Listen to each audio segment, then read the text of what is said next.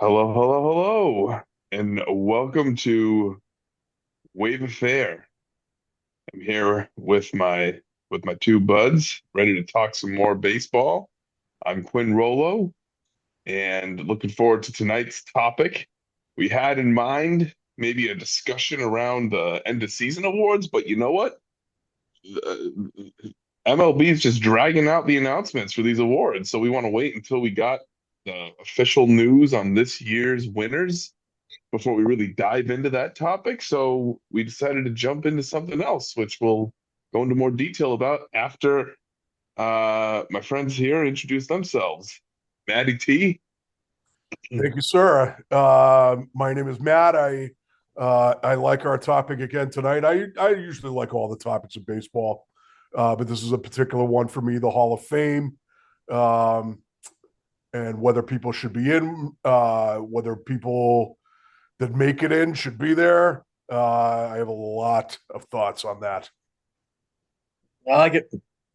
My name is Greco, and I'm excited about this topic because I am a very strong advocate for a lot of what the Hall of Fame does right.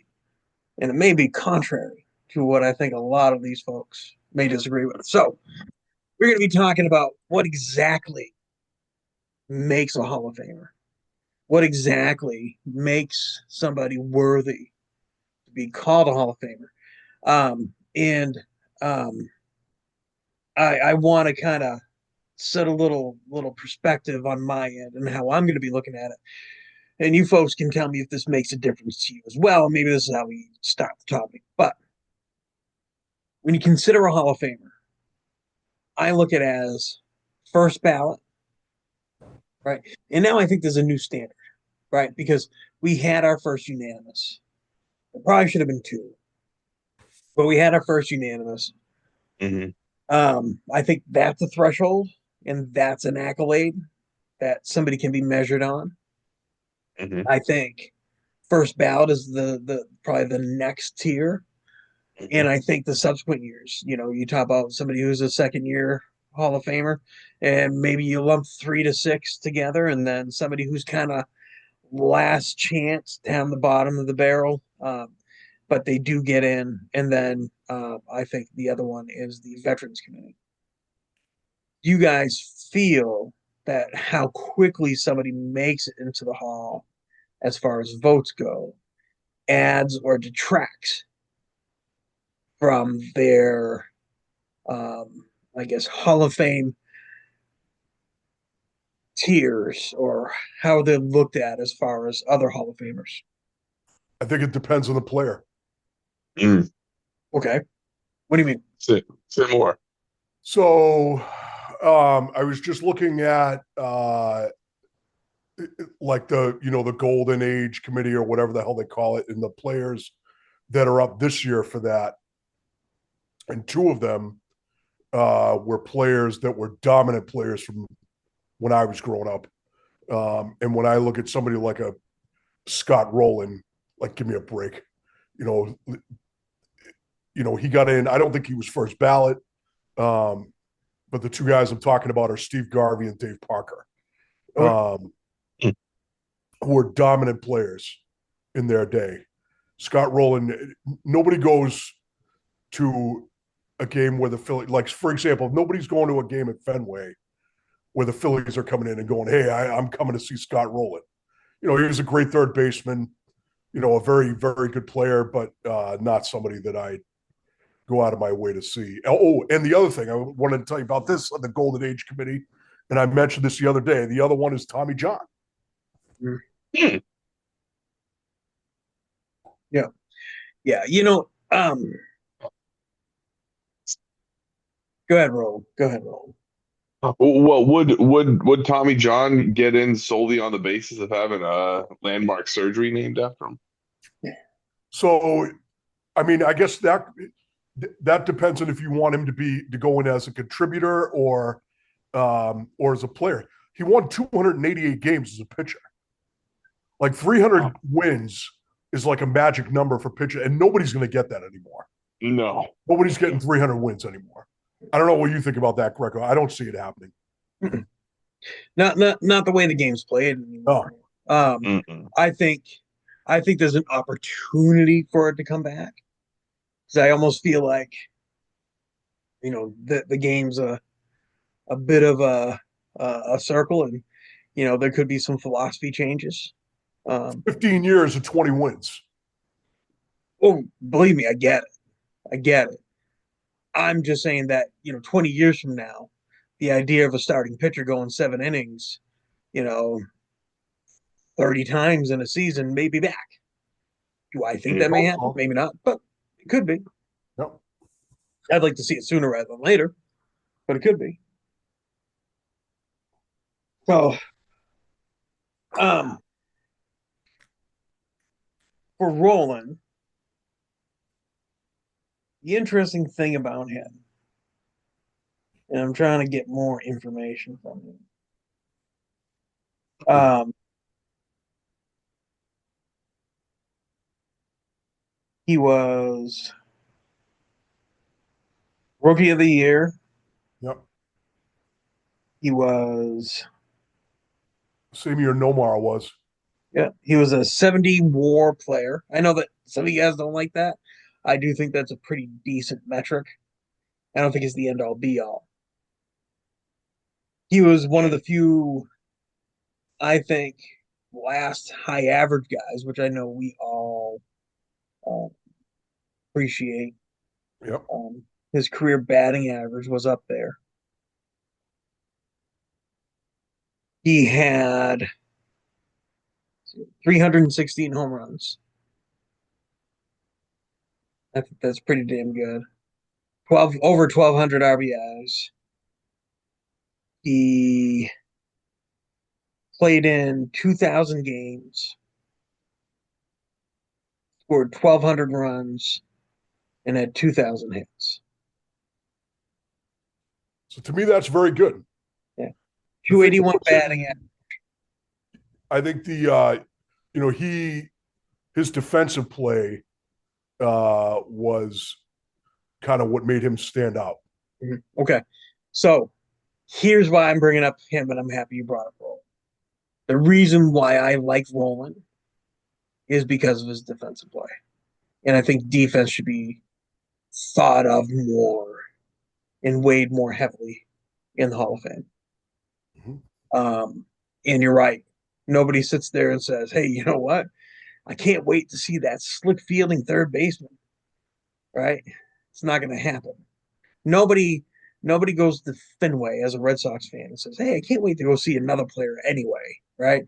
But Mhm. until they wear the Red Sox uniform, let's just be honest. But I'll tell you what, nobody's sitting there saying, "I want to see a slick-handed third baseman." Might be Right? happening with Soto, FYI, given some of the rumblings going on right now. One could dream, right? One could dream. Um, but I think I think Roland's certainly a borderline for me. I could go either way that he may not be a Hall of Fame. But I do like the fact that I feel just like you do that his value was defense. And I like that he's acknowledged there. I do. You mean unlike a certain right fielder that won 8 Gold Gloves and the I'm with you on right field I'm to with you play? on Evans, dude. I'm with you on Evans. I'm with you on Evans. Would you put him over? Would you put Dwight in over Dave Parker and Garvey? Well, both those guys were good defensive players too. They were. Um, uh, that's a good question. Both those guys should already be in. Garvey and Parker should already be in. I mean, if you look at Dwight Evans' numbers, um, they're very similar to Jim Rice's offensively, Yeah. and he won 8 Gold Gloves. So, um, you know, there was one other player that I saw. I think they're, I was going to say, I think they're factoring in defense more than they used to, Greco, because the guy that always comes to my mind when it comes to defense, and he's known for a famous home run, was Bill Mazeroski. He got in through the Mhm. Golden Age Committee. Yep. And he's considered, well, I don't know if he's the best second baseman ever, but he's considered one of the five, I think. Yeah. No, I'm with you on that. Um, and just so comparison's sake, um, I just actually looked up Dave Parker's stats. Yeah. And the funny thing is comparing them to Roland, they're wicked similar. I mean, Mm, Roland played 17 years, Parker played 19. mm. Oh, Roland had a higher WAR by about 30, but I know that doesn't mean as much. But even if we look at um, home runs, Roland had what 318, I said, right? Yep. Or close to that. Parker had 339 with 2 extra years. Roland had 1,200 RBIs. Parker had 1,493. So he had, and I rounded down. I think Roland, I don't have it in front of me, was like 1,249 or something like that. Batting average, Roland had what did I say for him? 289 or 281? You remember? Parker, Um, 290. yeah, 290. Yeah. So if you mix those 2 extra seasons and you give them to Roland, you may see similar stats Yep. to Parker. So I think that even solidifies your argument more to say that Parker should be in there because if you let Roland in, you're talking about two guys that had similar kind of careers. And if a guy plays another 2 years and they're productive years, I think that gives him more clout, more leverage, I think. Yeah. I mean, it was certainly a different era. Yep. Parker does have an MVP under his belt, which Roland never had. Um, he was a 7-time All Star. I think the All Star game certainly meant more then, and I think that the fact that um, the All Star game is different now, and I want to say probably since, in my opinion, the late '90s, mid '90s, it started meaning a little bit less that you get elected. That it kind of discredits, some of the All Star, votes now. Um, but I could be persuaded either way. How much I weigh All Star appearances. I'm curious about, mm, isn't a Hall of Famer someone that should be considered like a no doubter? And I've always felt that way, Quinn. as in like at what point do you draw the line of like just the whole process fascinates me. So people become eligible for the first time 5 years after their final season, right? Yeah. And then they remain eligible for 15 years after their first if they maintain what like a baseline Yes. percentage of votes. Yes. And it has to be, Does that have I to be like can't, 5% or something like that, or 10%? at least 10. I was going to say, I can't remember what it was to stay on the ballot. I know it. I don't know why I'm drawing a blank, but I think it's 10. Because Roland, he he received only 10.2% of the vote in his first year of eligibility in Yeah. 2018. Yep. Yep. And so it's interesting to me that he went from that to then 17.2%, then 35.3%, 52.9, 63.2 before then finally getting in 2023. But if my source here is correct, I think he was the only one voted in by the BBWAA in 2023, Mhm. I think so. which kind of supports this notion that these writers sometimes feel like, well, I gotta vote for someone. Like, are there ever any years where they're just like, Oh yeah, a lot of good Th- players here, but we're not gonna vote for anyone. there have been years when nobody's got a name. Yes. So Roland went in with Fred McGriff. Right. So it wasn't just him. Oh, okay. So he was voted in. He wasn't part of like that because that's another whole layer to it too. But Is no, the he like was Hall the of contemporary baseball era, okay, but okay. he did get in. Um, but there's been years. Let me see if I can find one where nobody get in. It was. It wasn't too long ago. 2013. Nobody got in except for guys from the pre-integration era. And so that was guys who played between, the early 1900s and late Okay. 1800s. But nobody was voted in by the Hall. Well, And good. yeah, I like that. Yes, I do too. Like, don't like this. This shouldn't be like a participation trophy award. Like, hey, you know what? Good for you for making progress on the. We'll throw you a bone and let you get in this year. Well, That sort of I'll, mentality. I'll tell you what, and here's why I think it makes sense for a guy to hang on to the ballot when they get less than or more or at 10%, whatever. If that's I don't remember if that's the threshold, but if that's the threshold. And the reason why I think you see guys who start off with nothing and then build their way up is that there's a cap on how many people can be voted for on each ballot.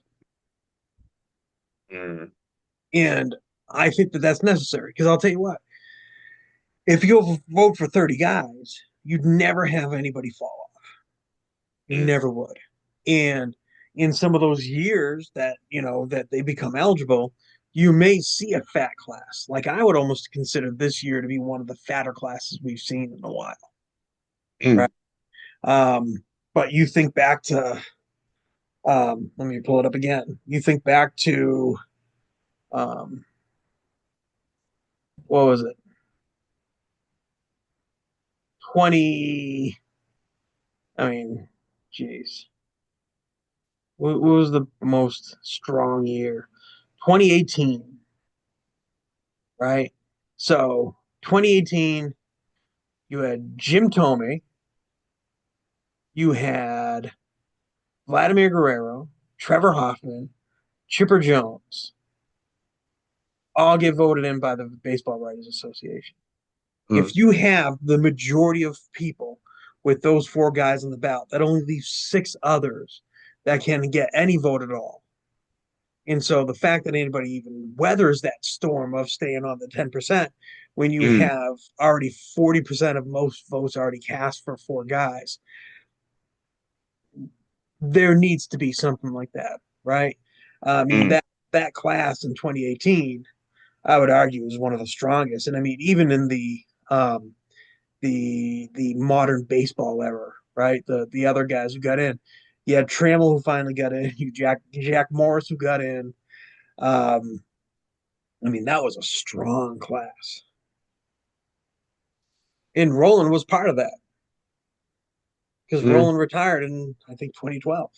Right. So, Right. Yeah. Yeah. Yeah. 2018 was his first year of eligibility. So yeah. right. So he almost got uh victimized by such a strong class. I see what you're saying. Yeah. Yeah, I think who else is that? Hoffman. I was never a, Mm. Trevor Hoffman guy, but given that he's what number two on the all-time saves list, His Yeah. records alone um, get him there. he was not a good postseason pitcher. Um, who else? So Hoffman, Tomey, I'm not a fan of in the Hall of Fame. Uh, and who were the other two? Vlad Or, Guerrero was one. and Ortiz. Vlad Guerrero is a lock in my view. Uh, and Ortiz another wouldn't one, have been 2018 though. yeah, I'm talking about 2018. Um, Hold on. I'm sorry, Chipper. Chipper, Chipper, Oh, Chipper. the Yeah, chip. Yep, Belong. yep, the chip. He's Sorry. definitely a lock. Yeah. Yeah. So, all right. So I'm curious.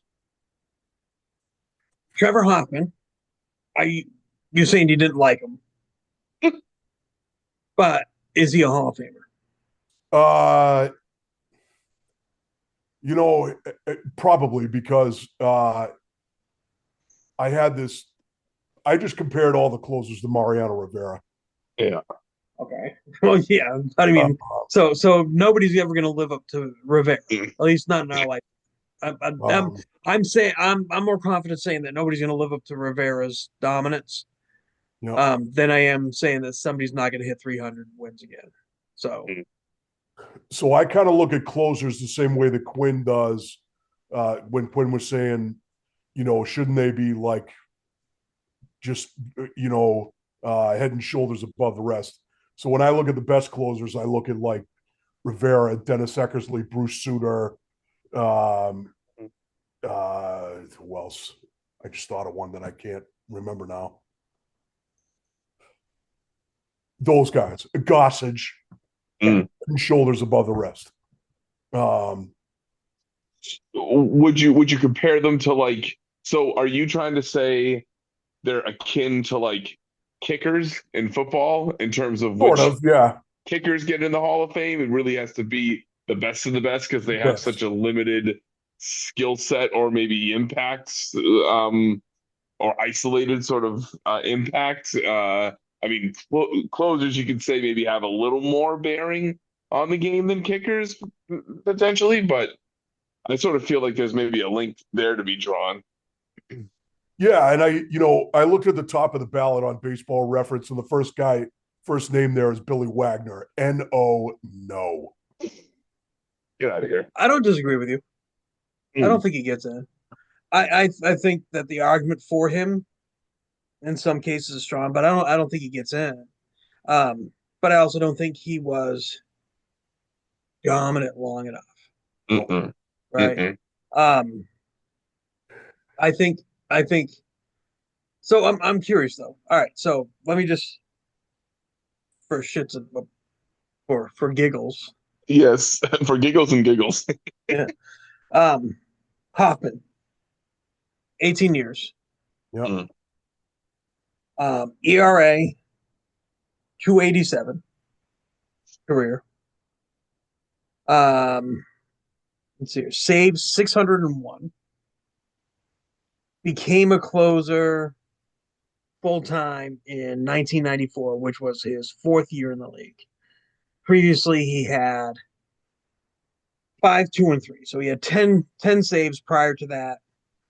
So essentially, he spent about 15 years as a closer. Yeah. Hmm. Yep.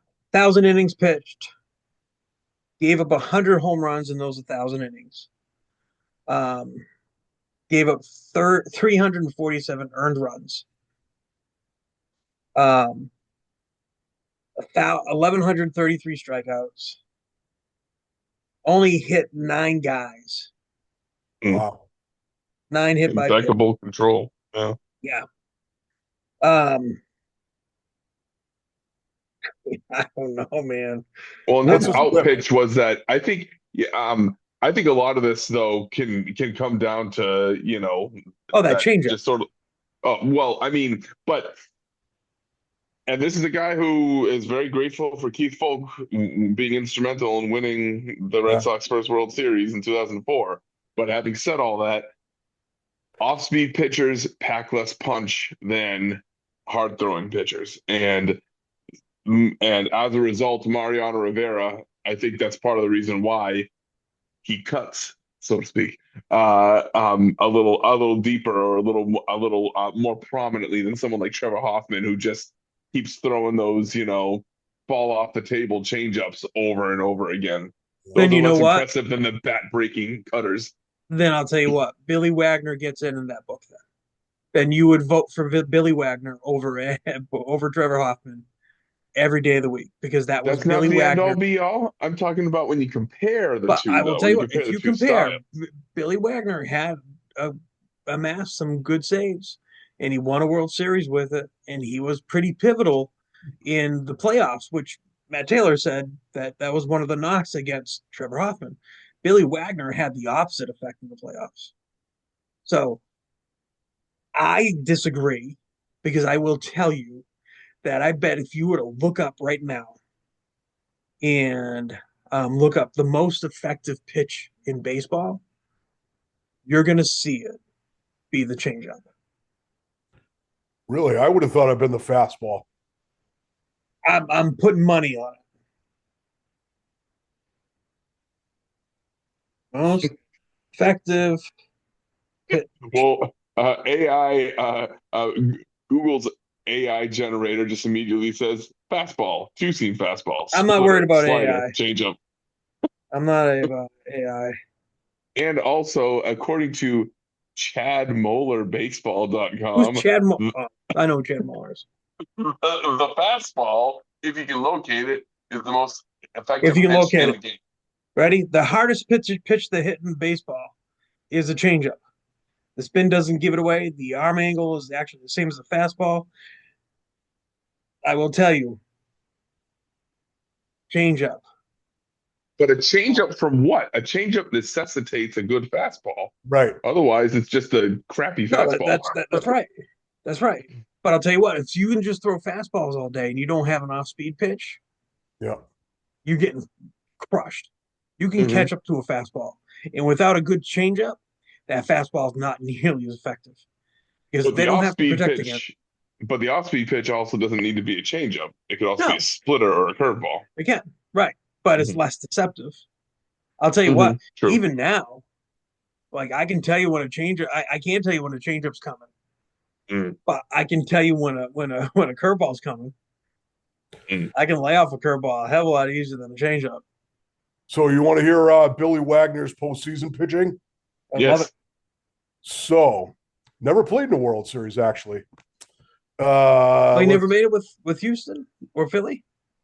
He did not. Oh, I thought he was on the 90. Um, 1-1, a 10.03 ERA, 14 games. Let's see, 3 saves, 11 and 2/3 innings, 21 hits. Wow. All right. Yeah. No, Uh, I'm wrong. 13 earned runs, Yeah. 3 home runs. Whoa, man, that's really not No, good at all. I'm wrong. Yeah. No, you're right. I'm wrong. I could have sworn that he was part of um the Astros team that lost to Chicago, But and maybe yeah, he was, but I thought he pitched better. yeah. Whoa, that's rough. All right. I stand corrected. Billy Oh, Wagner stuck in the playoffs. I'll find. I have another thing that's probably going to piss you off, Greco. But I also hold it against Trevor Hoffman that he was a lifer in San Diego. Man up He and wasn't. go to a market that matters. He wasn't a lifer in San Diego. Wait a second. Where else did he pitch? I always associated him with San Diego. Oh, jeez. Milwaukee. He played. Yeah, he pitched in Milwaukee. Um, He pitched in Florida to start his career. Yeah, Milwaukee, San Diego. But what's wrong with San Diego? San Do you Diego's a dislike Tony nothing. Gwynn? San Diego's a nothing town. Do you dislike Tony Gwynn? Tony Gwynn's a good hitter, but he's kind of like the Ichiro of his day, wasn't he? Which isn't, which is kind of like a compliment and a sideburn at the same time. God, you know what, dude? I wish. I will tell you what. If you had either of those guys on the Red Sox, We would have loved him. Would have they loved would him. have been the grittiest, most amazing players you ever got to see. Tony It was, Gwynn, I would say, was probably the best at putting the bat on the ball of oh my anybody God, that Mm. was filthy, ever. filthy, Um, filthy, filthy, filthy. and he won like 4 or 5 Gold Gloves too. Yeah. Can you imagine if they kept Ozzie Smith on that team? Yeah, If they had sent him to St. Louis, they probably could have had a good run in the early '80s into the mid and maybe even the early '90s. I mean, they had some potential there. Um, All right. So I think Hoffman, and I'll argue with you and I'll agree with you. I didn't like the guy. I didn't like Trevor Hoffman. Um, I um, I can't say it's for the same reasons. Um, but I wasn't a San Diego fan in general, and so that was already a mark against them. But I'll tell you what, in a blink of an eye, he's a Hall of Famer. I don't think there's any question He that he's. probably is. I probably didn't look at maybe it's because the closers don't have the stats that like position players have in terms of for me, if you have either 300 wins as a pitcher or 3,000 hits as a position player, you're in. Yeah, yeah. But all And right, so something we talked about way in the back, and I don't remember. I think we all landed on the same thing. And this is one of Quinn's, those geeks, those nerds, right? They don't account for stat they can't count. And one of those counts, I'm sorry, one of those stats is clutch, Mm. right? And yeah, I will say that, and I also disagree with you about kickers, in football because those are the ones that can win you a game or lose you a game, yeah, right? Mm. It can go either way. Addition by subtraction. If they don't miss an extra point, then you don't even care. But if they miss an extra point and they suck at it, now you're worried about them, right? Mm. And I think the same thing goes with a non-flashy closer until they get some lore behind them and come in those clutch games and do something that you don't notice them until they mess up, yeah, right? I will tell you that you want to talk about clutch, that's your closer. Mm. That's your closer. And I also think that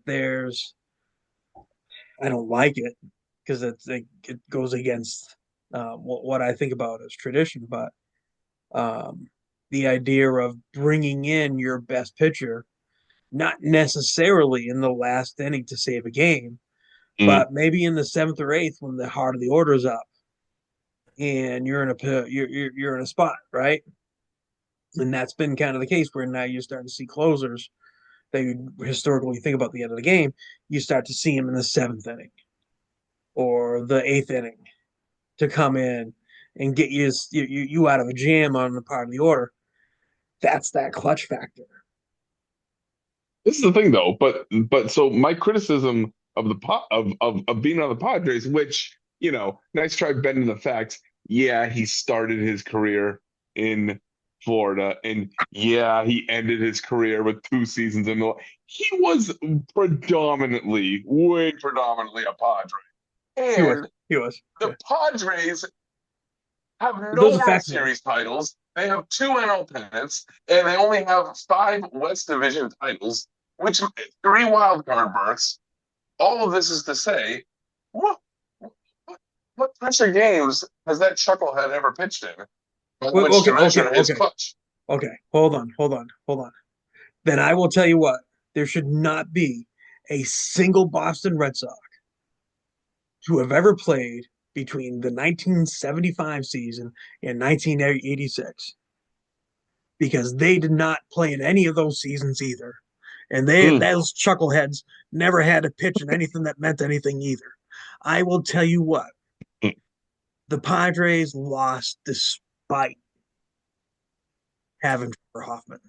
That doesn't make him less important. If anything, the fact that they didn't win as many games to make themselves qualify for the playoffs as many times means that those saves were the only Mm. shot he got, Mm. right? He wasn't coming in and trying to close the game out 80 times. He was probably coming in 60 times, and he was still dominating the league and getting saves. A lot easier to do that though when you have no pressure and you're like, oh, we suck anyway, so might as well just get my stats.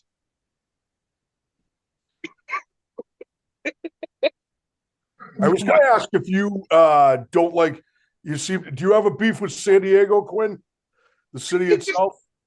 I mean, I've never been there. I'm sure it's It's very too hot. temperate. I'm sure it's very Oh, I temperate love there it. or what have you. I don't know. It's a great city. It doesn't feel like it has. Is the name too Spanish, Quinn? It doesn't feel like it has a personality. It doesn't feel like it has a Would you personality. rather them be called the Fathers?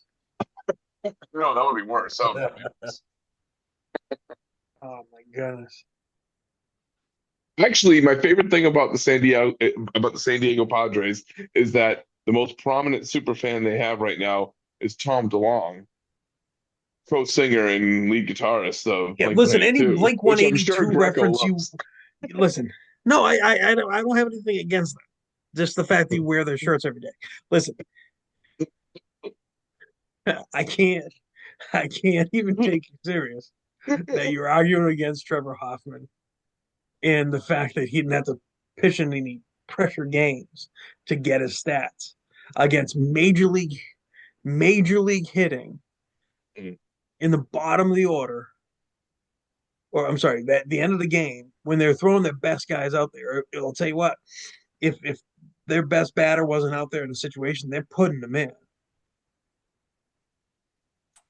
And And make you're talking about the NL West, right, which he was predominantly pitching in Mhm. with some buzzsaw teams. I mean, ready? Barry Bonds. Mhm.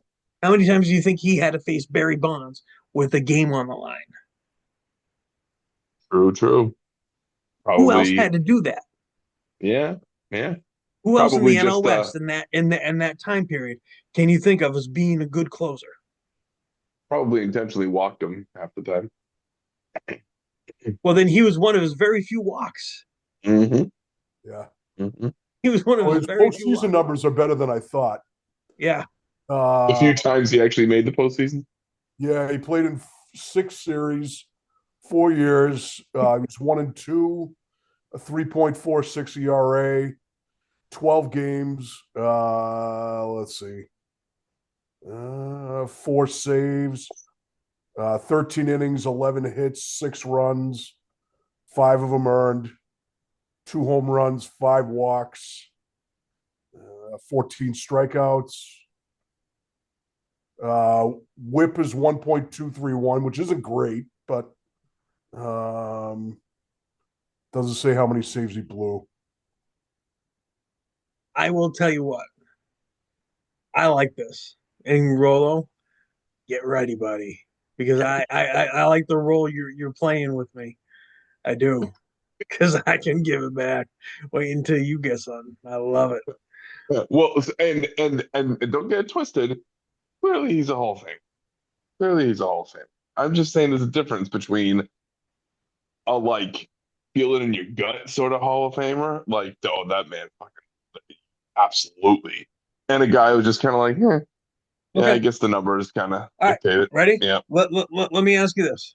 Mm, Same numbers. Okay. Same numbers. hmm. Same postseason. Okay. But he pitched for Baltimore. Mm. Here you go with the West Coast East Coast bias again. Okay. Chicago Cubs. He pitched for the Cubs. Ooh, Cubbies. Mm. That would matter more. That would matter more. Yeah. Yeah. Lee Smith has been up for uh I don't know whether he was up in the Golden Age Committee or whatever it was. He got in the Uh same year. he I'm trying to think. Lee Smith. He retired in the mid '90s, I would think. Yep. Mid to late '90s. Um, he was a dominant pitcher for a few years. I I don't know. I'd have to look at his numbers too. Well, To he me, got in with the modern era committee that same year as Hoffman did. Oh, really? So get in. 2018. I didn't know So he was a Hall of Famer. That's interesting. Yeah. but can either one of you enlighten me as to what this cabal of like uh, committee folks that just say, we feel bad for these guys, so let's vote these guys in, even though the baseball writers of America decided not to for the first 15 years of eligibility. I understand there's probably some good reasons for some of them, but some of them also feel like, well, we feel bad for this guy, and why is this guy being ignored? Let's throw him in there. Like, if that's the case, then why not have this cabal of you know comprised of uh is it like former players? Is it former managers? Is it still writers? Is it like a combination thereof? Like, do we know what the group is that votes on those guys after they're eligible? Um, I'm pretty sure it's players and managers because I remember Chris Russo uh, arguing with Tony La Russa about Harold Baines, and he went off on him. Mad Dog, Does Mad Dog ever not go off on anyone? yeah, Hmm. he's grown on me. Mad Dog. Yeah, yeah, yeah. I I used love to the way hate he him, but pronounces he's things. grown on me. Yeah. But I think it's a combination of voters, players, writers, and maybe managers too. Yeah, definitely managers. So now without that committee, there's a lot of guys that I think probably slipped through the cracks Mm. that should be up there. I mean Taylor's talking about a couple right now that should be in there that without that those committees probably wouldn't get in. So are they surefire ones? Probably not. I'd say they're borderline, but I think you can make the argue for or against either way. Are they designated as such once they're in the Hall of Fame that they were voted in by, like, is this some sort of designation that differentiates them from the ballot process? I think how they're designation, how they're designated. Like when you look up the list on Baseball Reference, it'll tell you um, when they or how they get voted in. It doesn't say it on their plaque in the Hall of Fame. I It know that. doesn't. I don't. Yeah, it Okay. doesn't. I think if you just know the game, like you'll know that. I think one year Nolan Ryan, George Brett, and Robin Yount all got in. I mean, those guys are absolute, no doubt, Hall of Famers. All three Absolutely. of those guys. Yep. Um, and you just know that they're different. Like Cal Ripken and Tony Gwynn. Hmm. You um,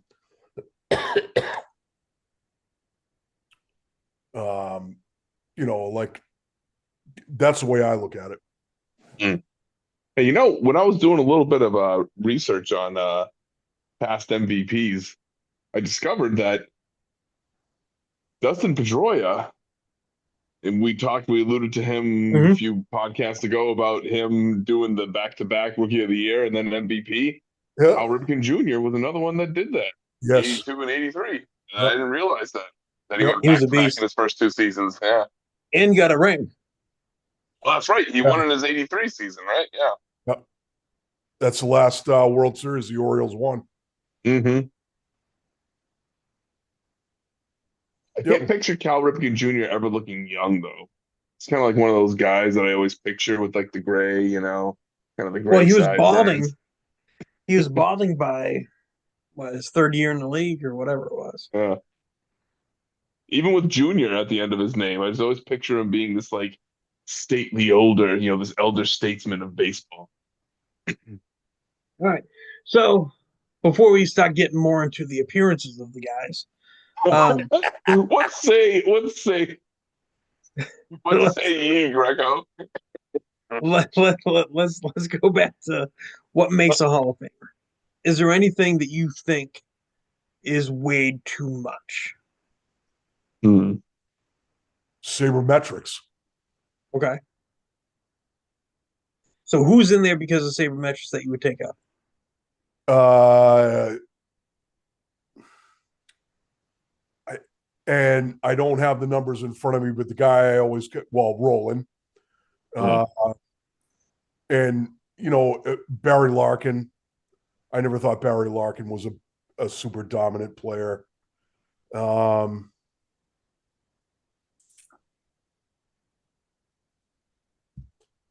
I was never a Jim Thome or Jeff Bagwell guy. Um, who else? So, all right. So let me take you off the hook for a minute. If you think about um, Roland, we already kind of went over Roland, right? Yeah, So yep. similar to Dave Parker, I would argue that if Roland's in, Parker should be in. But if Roland's out, then Parker shouldn't be in, right? I mean, I'd say for their time period, they were pretty similar. Um, I would say numbers wise, yes. yeah. Well, and we're you're talking about sabermetrics, right? So, and Yep. that's all numbers, Yeah. right? That's all numbers. So, um, what about Tommy? I was not an advocate of him going in. Why not? Um, I, he was a dominant power hitter in the lineup, but he didn't play the field mostly. I know he played third base and first for a while, but he was primarily a DH. Um, and yeah, he hit 600 home runs. Did he hit 600? Yep, 612, Uh, Mm. 1600, 1700 RBIs. oh, well, was he first ballot? I believe he was. I certainly wouldn't put him in first ballot. Well, all right. So what about Ortiz? Um, well, if I look at Ortiz, um, for me, his postseason resume puts him over the top. Um, he had 500 home runs. I don't know what Ortiz's average was. I don't know what his RBIs were. Um, but the thing that puts him over the top for me is he did it here. He did it in the biggest moments. Um, and he did it in a situation where uh, there was so much pressure on us to win, in addition to it being the World Series and the playoffs and that sort of thing. And he delivered there. Okay. Yeah, I think that clutch fits. I think he batted 750 in the 2013 World Series. Wait, listen, you don't have to argue about Um, his pedigree. I'll tell you what. I mean, freaking TK this year. If yeah, he could play like that in the postseason all year round, he'd be a Hall of Famer. yep, yep. Okay. So let's take a look though. So Tommy hit 279 for his career. That's higher than I thought. Yeah, especially for a power hitter. Yep. Mm. So Ortiz, who didn't play the field at all, hit 600, no, 541 home runs. He hit exactly 69 more RBIs than Tommy, which I also think says more about the team around him than it does Mm. actually the player, right? Mm. Um, and his batting average career was 286. So that's Mm. actually what I thought. Um, Ortiz played in less seasons. Yeah, Jim Thome played for a long time. Yeah, yeah, not by many, not by many, but only a couple. So what's sabermetric about Tommy though? Uh, specifically, I don't know. Does he have like I'm not a big war guy. Do they put him in because of war? Mm. You know, See. what's the wins, Jim Thome war. you know, Interested in this. or OPS plus, or you know, OPS I don't have a problem with. I think that's a big stat. Mhm. Percentage of extra base hits. Um, So his WAR was 73. I don't even know what a good WAR is. So So I Anything above zero. Basically, your WAR takes the average player in that position yeah, and how many wins you would get by having them on your team yeah, if you just had somebody average. So if somebody so averages a zero, yeah. their impact on the team added 70 more wins. mm, Over his career or a season. Career. Okay. A season would be amazing. Oh my Can you imagine god. one player getting you 70? I mean, we'd be playing basketball, Yeah. right? so apparently anything like within a season, any player with a WAR over 6 is considered MVP level. Yeah. And any player that has a WAR like that's 3 to 4 or higher is considered above average, or obviously better and better the higher it goes. Yeah. And I did like another stat that I saw regarding WAR is that of MVP seasons in the league historically, only 4 have charted a WAR of over 11. And the highest, do you know who had the highest WAR of any MVP winner in the history of baseball? Shohei. No. Oh, Yes, in 1967. Yeah. Yep. um, All very interesting. However, what I will say about WAR is that it is unfortunately one of those statistics that I think uh, uh, um, uh, leans awfully close to gobbledygook as far as I'm concerned when it starts talking about batting runs plus base running runs plus fielding runs plus positional adjustment plus league adjustment plus replacement runs Wow.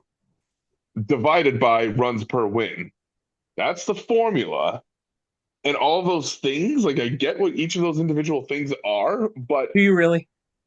because I don't. in theory, in in theory, but like how do they quantify something like positional adjustment? What the hell does that mean? So does Yeah. that mean if like if you're I start to if you're a shortstop hmm, and your batting average isn't as high, right, as hmm, say a left fielder, hmm. right? The left fielder, in order to contribute to the team, is going to have a more offensive statistic in order to affect that WAR, where the shortstop is going to be able to affect the team a lot more than somebody who doesn't. So so positional adjustment means they have some set number that gets ascribed to whoever's at a particular position based on the defensive load that position carries. The the the defensive importance, like a catcher, their Mm, WAR is going to be a hell of a lot higher than a left fielder, right? mm. And honestly, I think WAR shouldn't be the end all be all of things, but I do like it as I think that collective with a lot of other information is a great tool. But I'll tell you what, I 100% think that um, the catcher's value is behind the plate more than it is at the plate with a bat in their hands. I think a I, good shortstop or middle infielder or center fielder with a good glove and can save you runs is a hell of a lot more impactful than if somebody gets a double with nobody behind. mm. I Yeah. take a When, I take go ahead, Matt. sorry. When Quinn said all those, you ripped off like 6 things that go into the calculation. I'm like, you fucking lost me right there. Yeah, yeah. You know, like, uh, and I just use the F word, but when you Did you? have I to didn't notice. factor all those things in. Like, come on, no way. Um, and maybe I'm biased too because they put there's such a stress on it on today's game on numbers and all those metrics and stuff. And then it was all started by Bill James, who's a walking buffet table. Like that you guys employed and helped you guys win the World Series. yes, Uh-huh, oh uh-huh. yeah, I think his theories are interesting, but I don't think you build a team around it. And just for argument's sake, if you go by WAR alone and use that as a metric to get people in the World Series, I mean, sorry, in the Hall of Fame, guess who's in? I would say Dewey Evans. Yeah, Hardcore. He's in. yeah. Well, I think he ought to be in on his 8 Gold Gloves. Oh no, I get it. Second, Yeah, and uh, that's factored into WAR because he played an important position in right field. yeah, and later in his career, he became a great, not a great, but a good. He hit more home runs than any player in the '80s. If WAR was the end all be all in getting guys in Hmm. the Hall of Fame, he's in. All right, then I love War. Well, and this is where I find WAR to be one of the less insufferable sabermetric stats. Yeah, Okay, what was the most? And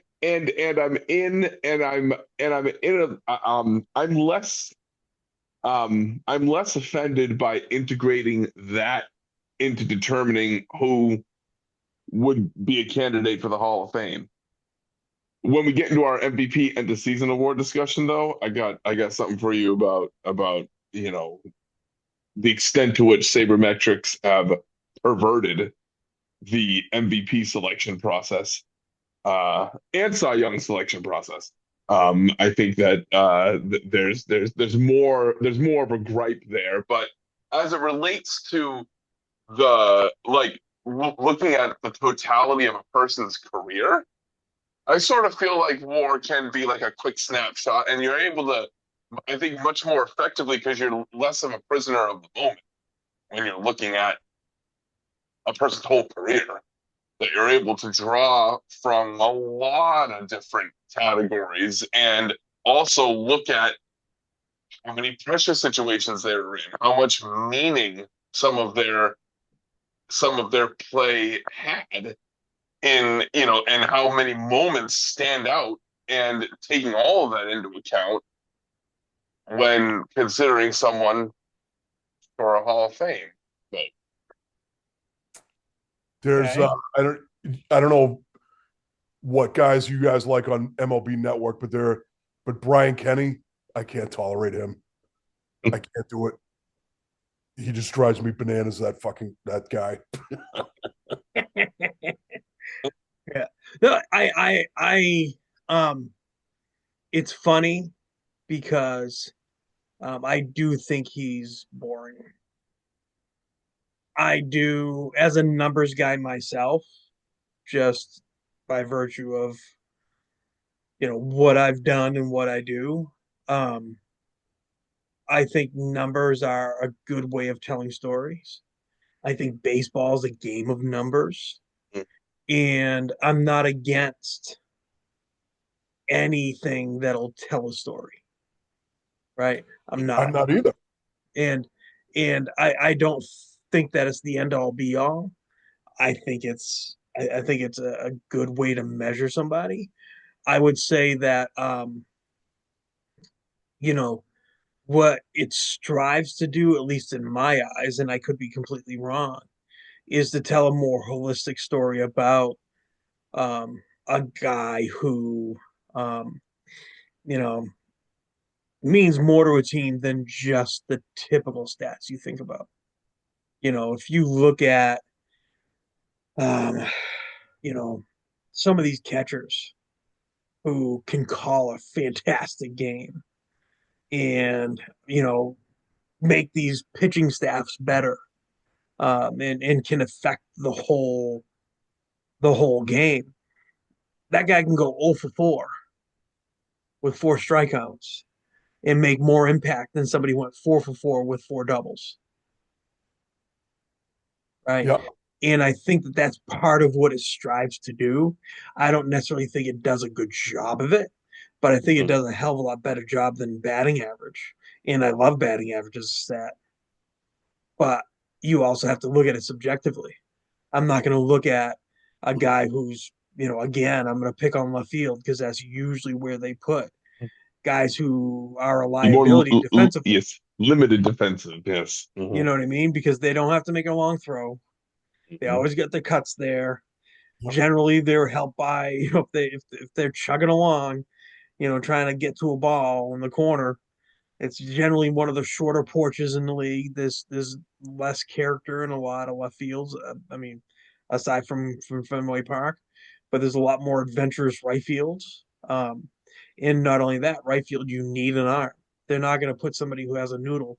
You're not going to see Johnny Damon later in his career playing right field. It's just not happening, right? You need Yeah. somebody with that Ichiro laser um, to cut somebody down at third base when they're Mhm. trying to go from first to third, right?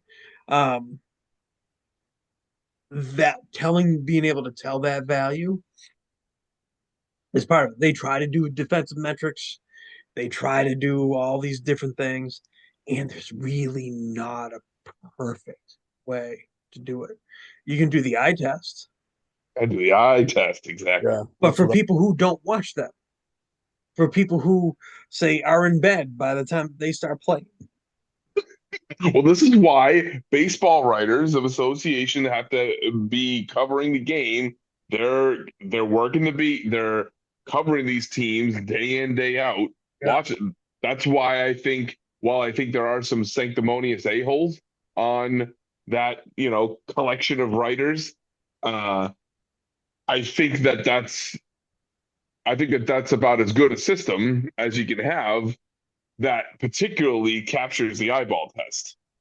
Um, by and large for because they're seeing these guys every day. I don't disagree with you. I think if you want to talk about how the voting should be done, I'd add similar to what they do with the veterans committees and add Hall of Famers as well. I think some of the Hall of Famers that are in there too should have some say Mm. in um, in their peers.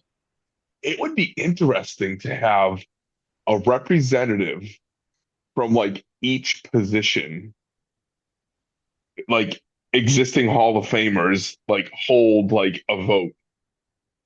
It would Hmm. be really Yeah. fascinating to kind of like how with the Oscars each year. Granted, that's a annual thing, but for the Oscars in the technical categories, like it's only those technicians in the academy, only cinematographers vote for the best cinematography award. And like it'd be interesting if they had like, if there's a closer that's coming up on the ballot, having a collection of closers or a representative closer from the Hall of Fame say yay or nay and have that vote count towards something. Yeah, I think you'd get um, potentially more people in, and Would I don't you, or necessarily would there know. be more gatekeeping, or I would doubt there it. be more I gatekeeping? doubt Yeah. it. I doubt it because you know what? This is a hard ass game, Mm, and the people who experience it and play it are probably going to be less critical against their peers that mm, they potentially have played against That's than mm, true. some asshole who's never played it and maybe a little bitter that he couldn't. Right. mm, Um, I would almost argue that that would probably get more people in. I don't think it's a bad idea. mm. I think that in conjunction with maybe the Baseball Writers Yeah. Association, Well, being a part of it. I'll tell you what the nerds don't seem to recognize at all is when you get we talk about the postseason, and the reason why that's so important is because how much pressure is on the moment itself. But in baseball, not only is it a difficult game, but it's arguably the longest season and the most games, Uh, innings pitched, and the most pitches thrown. Like Well, you're gassed at the end of the year because you've had so much wear on your body, and they don't take that into account either. Um, it's really disgraceful, if you want the honest to God truth. For me, so I think it's interesting because you think about pitchers specifically with like dead arm, mhm. right? Generally, you see dead arm just coming out of the spring training, Yeah. and then they kind of get stronger as the season goes. I wonder. I can't think of, and I'm not disagreeing with you. I just can't think of personally, and somebody who did get in either because of how grueling it was or anything like that. Because I almost feel like the war of attrition's on all sides, Mm. so that kind of evens it out, right? I mean, I can't imagine any team that's not dealing with the same amount of fatigue or, certainly some teams have been drowning in injuries and just the war of attrition just on that. But I'm curious.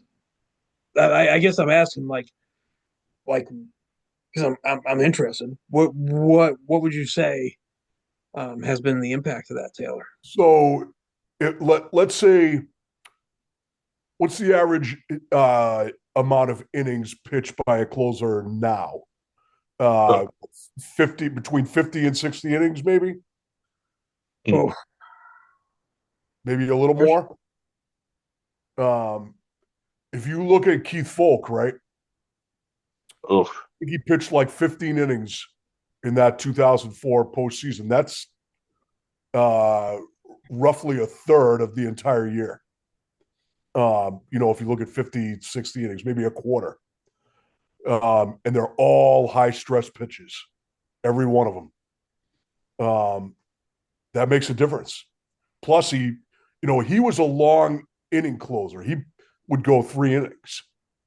Um, and, I think uh, it makes a difference when you've thrown a lot of bullets during the year and you get to high pressure games and you have to deliver better than you did all year long. well, I would argue that that's another good argument for having somebody who has that closer mentality Yep. with some serious off speed stuff Mm. because you're not going to tax your arm as much throwing that off speed stuff than you are if you're just throwing fireballs at it, Yep. right? And you're going to be able to eat those innings, unlike some of the other guys that you would think about, normally.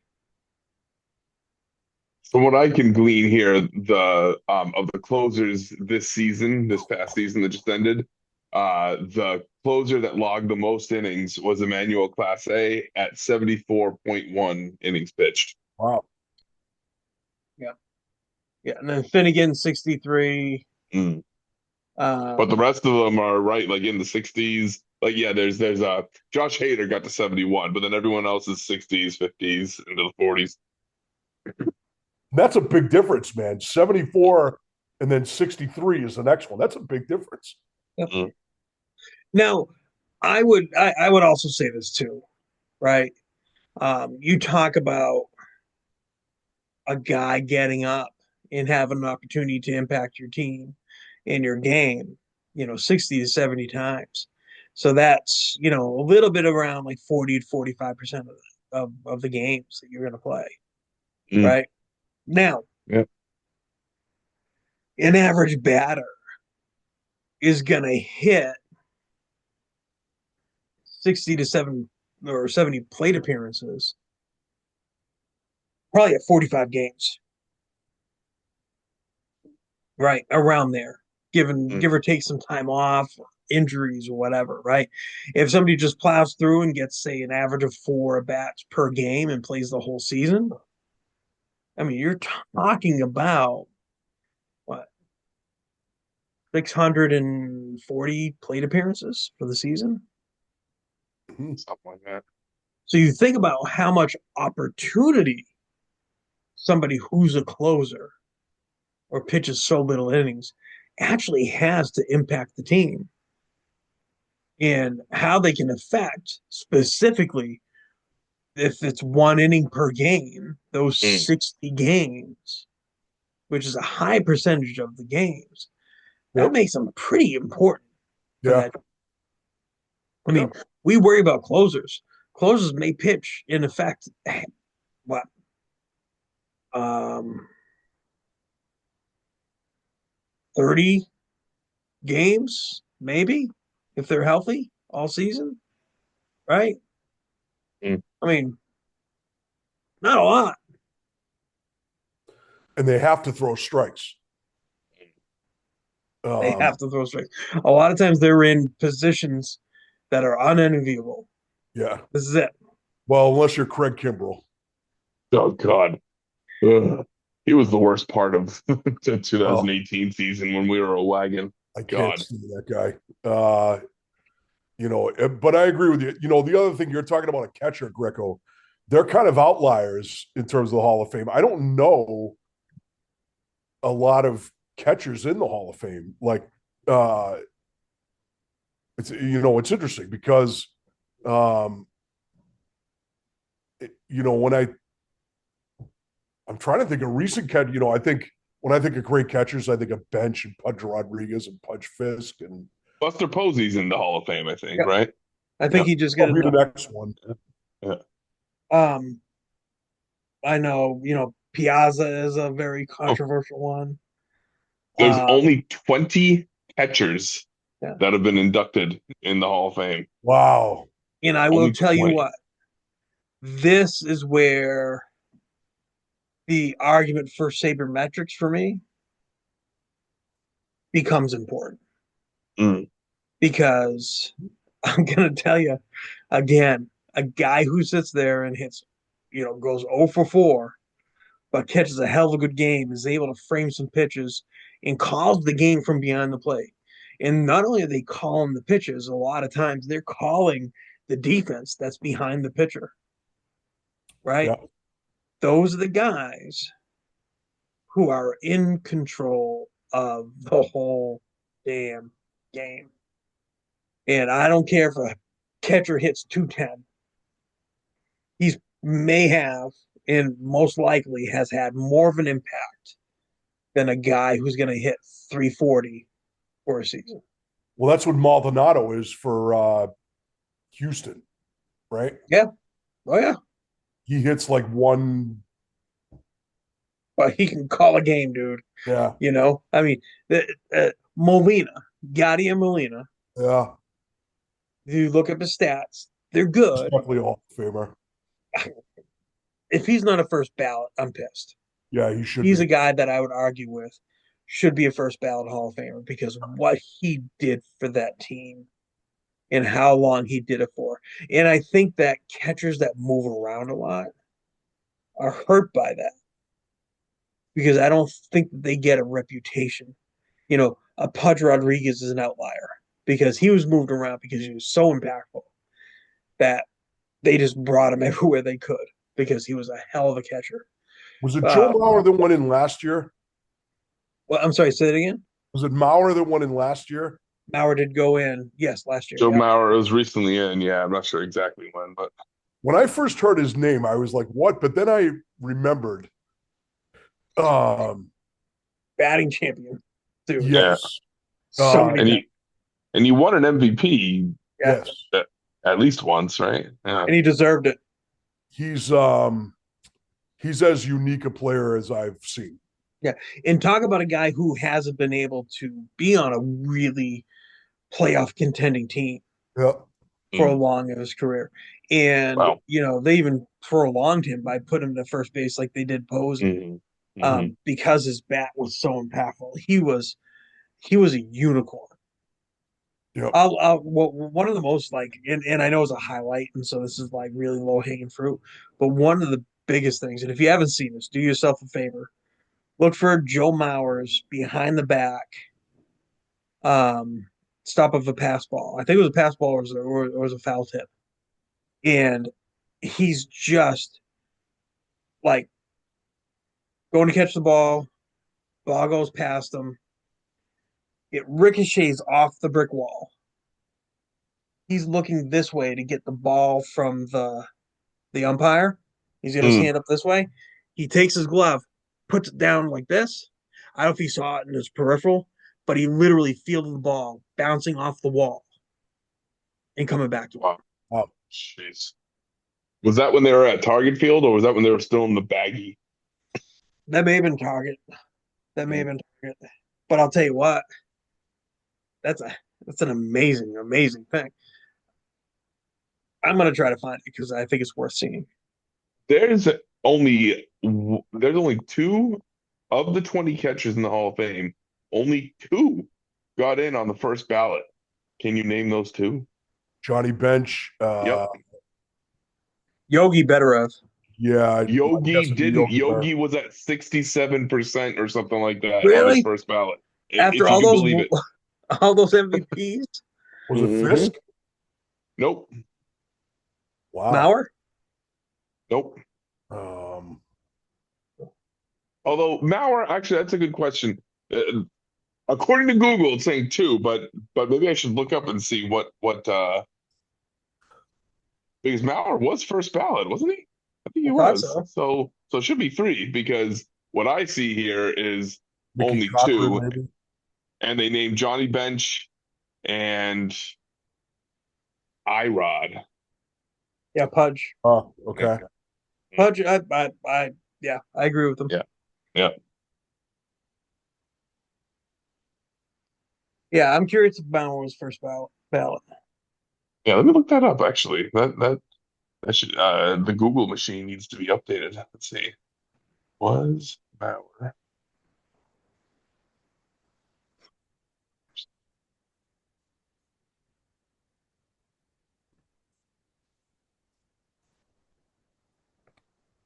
Mm. Oh yeah. Joe Mauer was elected to the Baseball Hall of Fame on the first ballot in 2024. So yeah, it was just earlier this year that he got in. Yeah. Would we all agree on that? That he should be a first ballot? Yeah. Yeah, I would probably say so. Yeah. Interesting. Wow, he's got a higher WAR than Buster Posey. Yeah. All Played right, way more ready? games than Buster Posey. Yeah. All No right, I'm gonna show. titles though. Yeah, no, he didn't have any titles. I'm gonna show you all this.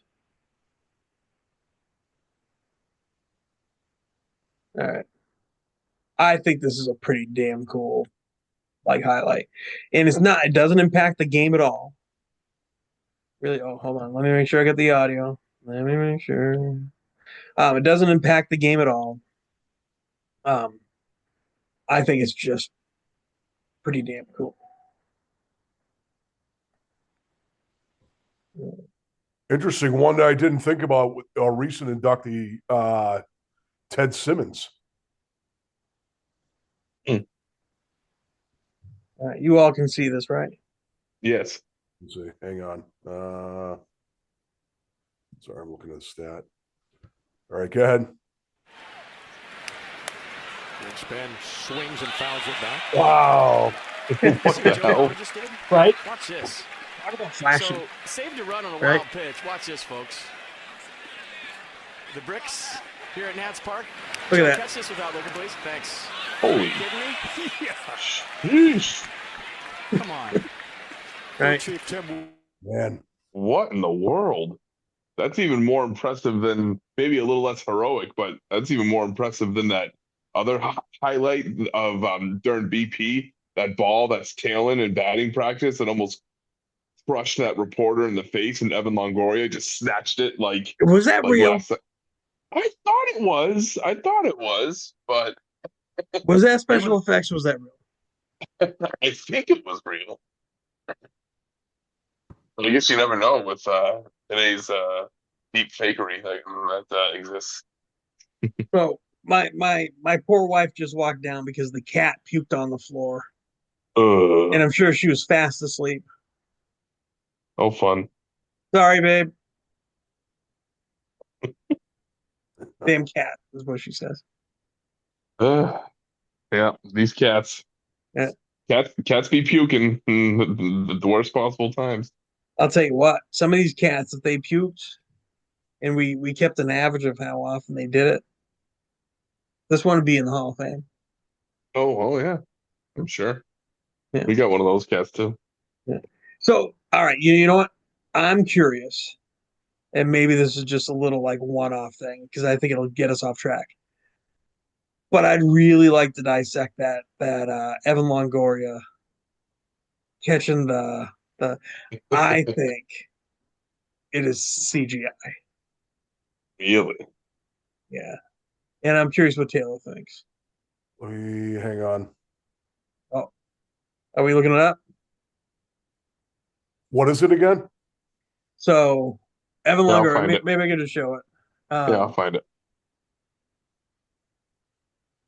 Evan Yeah, it's called when you search it, Evan Longoria saves reporter's life. says yes. Hold on. What's CGI? Right? Okay. What is that? All right. I'm gonna show. I'm gonna show. I got it. All right. I got it. All right. Here we go. Now, if this is legit, maybe he should be in the Hall of Fame too. But all right, ready? Yeah.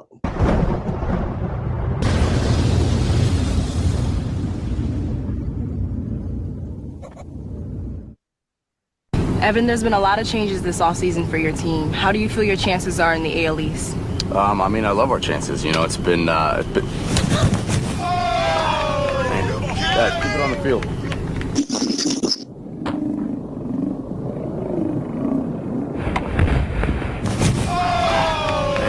Dad, keep it on.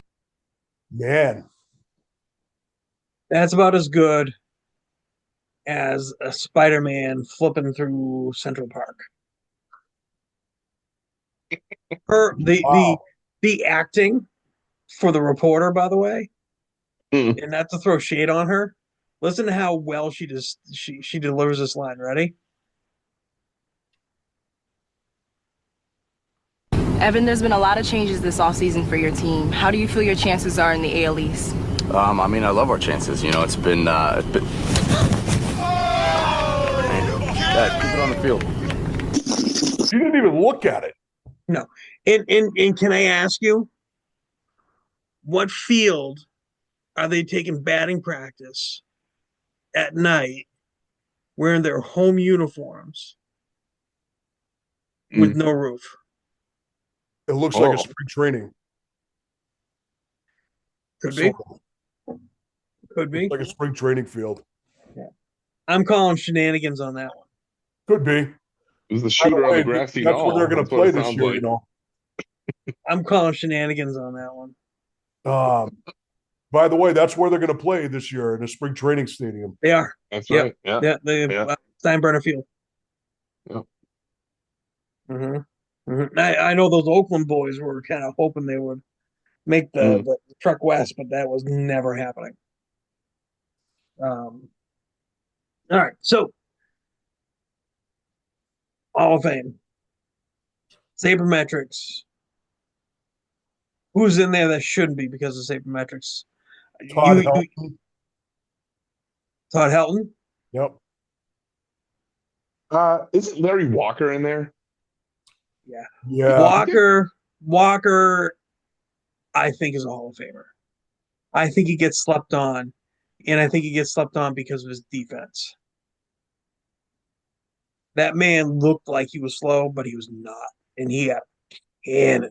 I was going to say, he won a lot of gold gloves. He won a lot of Gold Gloves. 7. Wow. Yeah. He I think is a Hall of Famer.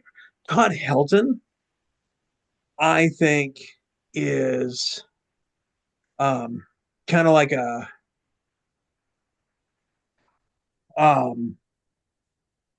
who's the guy I'm thinking of for Minnesota? More He got no. it. Yes, Morneau. I think he's a Morneau. Mm. I think Helton is in there, and I'm kind of okay with it. Because he is the best the franchise has had. And it's not that he's been there for, the franchise is not 5 years old at this point. The franchise has been around for 30 years. And he is face of that franchise for those 30 years. Um, I'm okay with him being in. I think stats wise, he doesn't get it. I think the impact that he made on that team, and this is against the sabermetrics. I don't think he's a Mm. sabermetrics. I would argue that he's not. I think he's in there because of the eye test. I think he's in there because of what he means to that team, as opposed to maybe some of the other things we think of. Yeah, let me see. Larry Walker only had 2,100 hits. That's not a lot. Mm. Well, for a Hall of Famer anyway. Helped that 25. He had a 316 batting average. Well, 300. 2,100 hits would be the same as Roland and Parker, just about in that same Yeah, ballpark. yeah. Helped that 2,500. 369 home runs. Yeah, three-time Gold Glove award. He's in. Not not good enough for me. But that's Parker. That's Yeah, better than Parker. he was in a different era though, and he didn't play in Colorado. And I know you can't do anything about where you played, Yeah, yeah. But that's another thing. I mean, Colorado is tough. I mean, but people can say same thing about Fenway. If Mm. you're a fly ball hitter in Fenway, you're banging out some home runs. If you're a fly ball right-handed hitter in Fenway, you're hitting home runs. well, one of the benefits of Colorado is, and I've been to that park many times actually, is that the outfield is so big, and there's so much ground to cover, that there's a ton of triples and doubles in there. Uh, because they get so many hits because the outfield is so big. Yep. There's so much ground to cover. Well, so my team historically has always had a lower batting average than the rest of the league. And it's because of the amount of foul territory Mm. Right. that was in there, that Yeah. there's a lot more foul outs Yep. than any other place in the league. Sorry. Let's see. Just looking at people I don't think should have got in. Trammell, I think, is borderline. I probably would have put him in. Everybody thought he was borderline. That's why he wasn't in until later.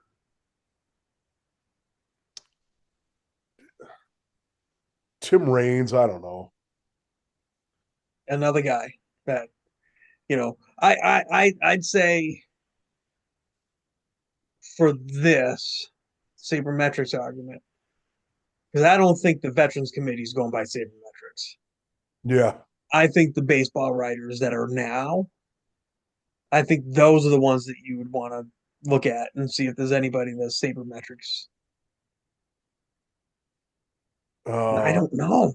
I don't know if I can come off the top of my head and say, yeah, there's a guy that's in there only because of OBP plus or BABIP, base on I balls. worry. I worry about this generation.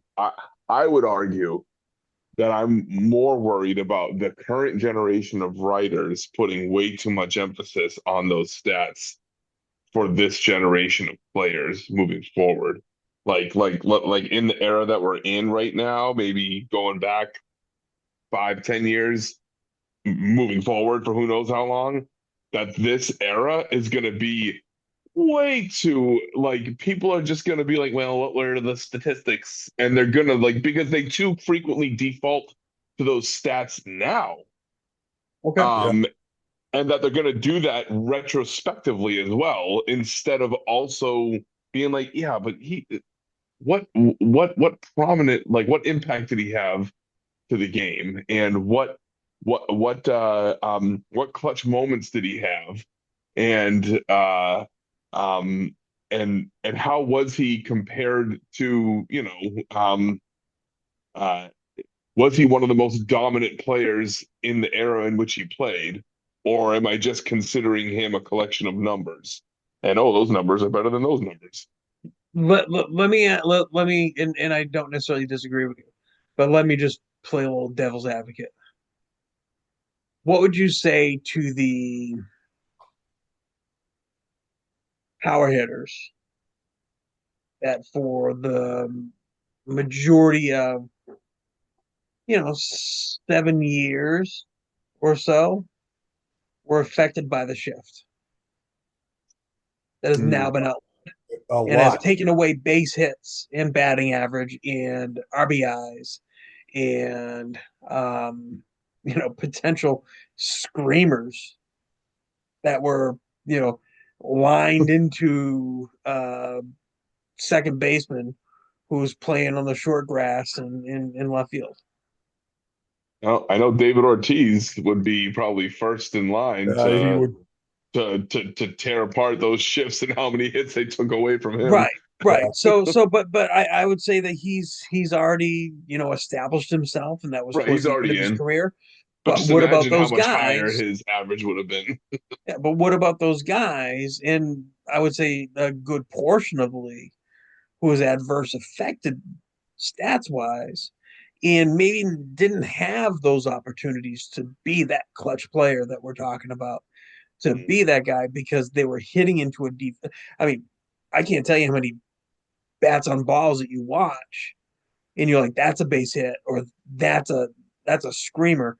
And then next thing you know, some second baseman again playing shallow right field because the shortstop's playing a second base position and the third baseman's at shortstop. And there he is. Yeah. So what do you say to that though? Because that's going to be something that you're going to have to look at something alternative than what we Mm. normally would have because of what was the case in baseball at the time. Mm. That's a good point that it might end up kind of skewing. Like you have to almost like grade players on a curve that were But still in that but era but of but the but, heavy we do that shifts. with the era. We do that with the era. But Mm. now you're going to be talking about that's why Babbitt batting average with balls in play, Mm. right? Hmm.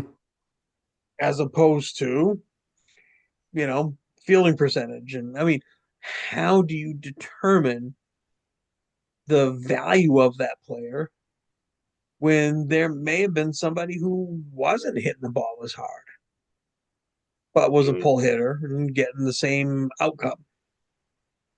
Mm. How do we measure that? How are we going to accurately say Mm. that this guy was that player? Well, that's what we have the nerds for. Yeah, But that's your argument though, right? And that's why I'm playing devil's advocate.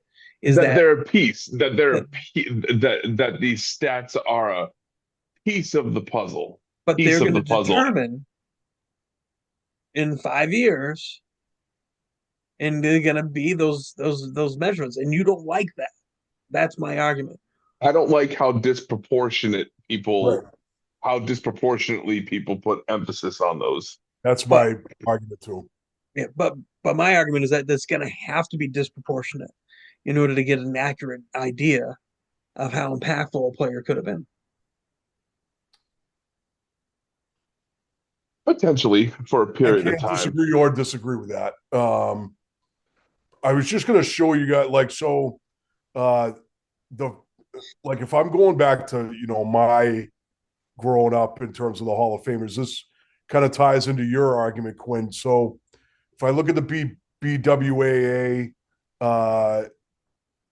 electees from '86 on, Willie McCovey, Catfish Hunter, Billy Williams, Willie Stargell, Johnny Bench, Carl Yastrzemski, Joe Morgan, Jim Palmer, Rod Carew, Fergie Jenkins, Gaylord Perry, Raleigh Fingers, Tom Seaver, Reggie Jackson, Steve Carlton, Mike Schmidt, Phil Necro, Don Sutton, George Brett, Nolan Ryan, Robin Yount, Carlton Fisk, Tony Perez, and then it gets into Kirby Puckett and Dave Winfield. Dave Winfield is definitely Kirby Puckett, I don't know. I don't think he played long enough, but I guess they could put him in.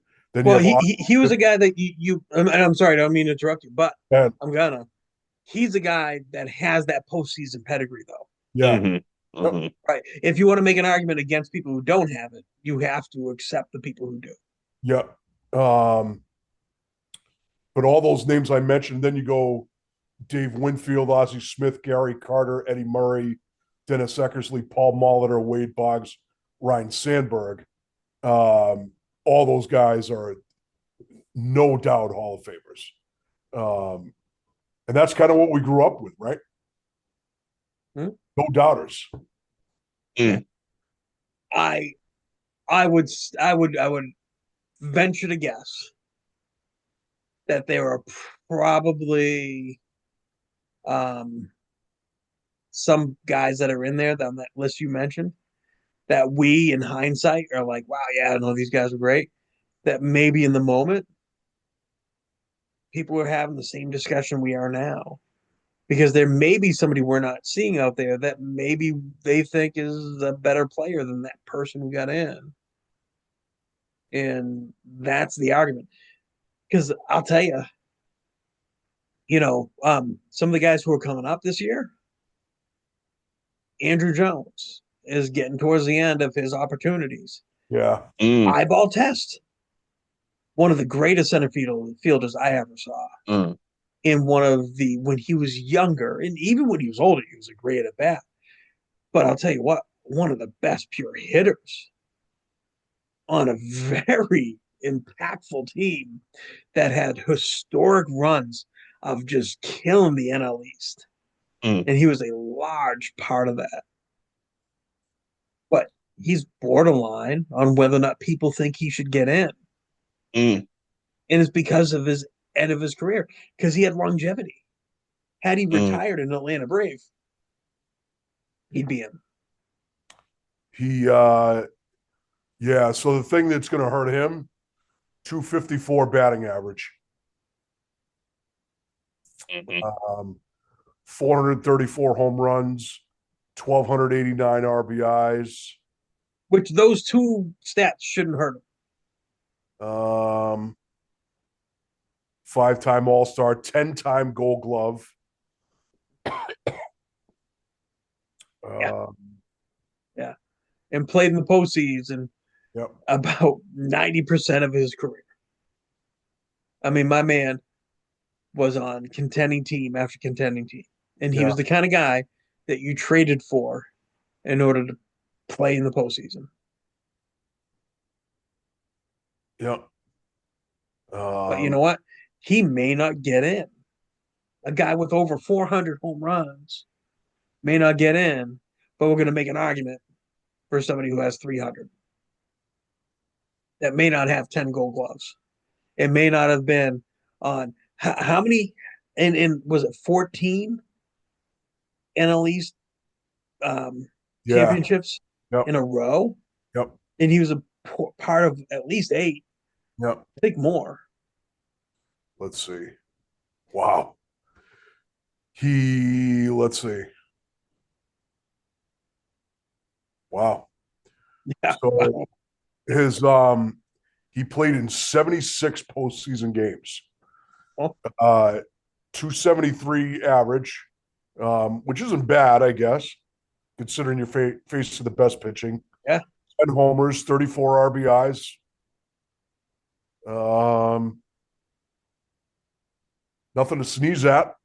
Um, I, I think he's a Hall of Famer. A lot of people Oh, disagree. Matt, can you read those stats again? Those career stats for Andrew Jones? Yeah, postseason.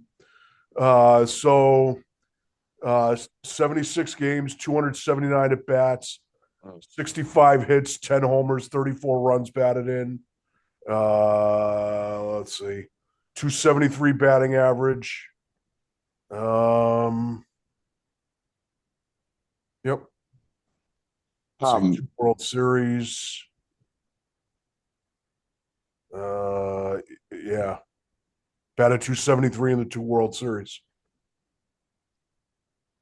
I'm just curious because in my mind's eye, I feel like, let me just look at this real quick. It's better than I thought it 130, was too. 254. He was a Okay. fantastic player. Okay. I see. Oh, okay. So I see what the biggest difference is here. So in my mind's eye, you guys correct me if I'm wrong. When I think of Andrew Jones, a player that immediately popped into my head as being a comp in terms of like, Beltran? yes, Yeah. not Beltran, Oh, Adrian sorry. Beltre, Oh, Adrian Beltran. Beltre. Oh, Not obviously, I know not an outfield, he's a third baseman, but like in terms of like tier or like level of player, I think of them as being like really, really good, borderline Hall of Fame. That's like my like initial gut reaction about both yeah. of them. But what's striking to me is that you have someone like Andrew Jones who still isn't in, whose last ballot was like at 60 something percent, and Adrian Beltre was a first ballot You Hall know of Yeah. why? Famer, Yeah. Yeah. I 3,000 think, hits, yeah. right? Yeah. Almost Beltray, 500 home runs too, yeah. and he won like 7 or 8 Gold Gloves. Yeah. Yeah. And I'll tell you that Beltray um was on a team that I hated and I loved him Mm, because you could just tell that like in this is the eyeball test again, right? Those stats gets him in no matter what. Yeah. mm, Um, but I'll tell you what, he was a team player. Like when those guys were out there playing, he was the catalyst for everything. I mm. mean, he hated being touched on the head. Yeah, don't You touch his know, head. the him and Elvis Andrews, both, putting their hands up, messing with the camera guys. Mm, mm, Um, the amount of fun that he had, the the batting, the on deck mm. circle. Do you remember that? No. When the he wasn't standing in the on deck circle and the umpire yelled at him and told him to get into the on deck circle, and so he dragged the on deck circle, which was just like a little mat. He I didn't dragged know it to that. the spot that he was so he could stand on it. Um, And like I don't think I knew that. that makes him like that kind of thing too makes him a Hall of Famer. And Andrew Jones starting his career at such a young age Mm, and playing for as long as he did, and kind of growing up in the game, he, he's a Hall of Famer too. I think Beltray is a first ballot Hall of Famer, right? So going back to that first argument of, what tier do you put him in? mm, I think Beltray is I'm sorry, Andrew Jones is at least in that next tier. mm. He was such a good player, played And I on do, so many impactful teams. and I do see in the stats, I didn't realize there was that considerable a drop in terms of career hits that they had. Like he has over 1,000 less hits, it looks like, than Adrian Beltre did. Granted, Beltre played 4 more seasons, it looks like, than Andrew Jones did, so he had But a still really a lot of long hits. career, but still, it's a lot of Beltray is that's a pretty 16th big. all time. Mm, He's Yeah. ahead of George Brett. Yep. Yep. And Jones, win. he is. Yeah. Wow. Yeah. Oh, Beltray had a career, and because again, he's not on the East Coast. I mean, yeah, he he played did on the Sox for a season. for a season, but that's what actually got him his big contract because he started in Mm, in Seattle, hmm went to LA, and had a rough time. mm, At that one time, hey, show me what you can do season hmm in Boston, And and then he then went to he got those Texas long after term. that, right? Yeah, he got those long term contracts in Texas Hmm because of that. Um, what a player! I watched a documentary about him too. What a guy!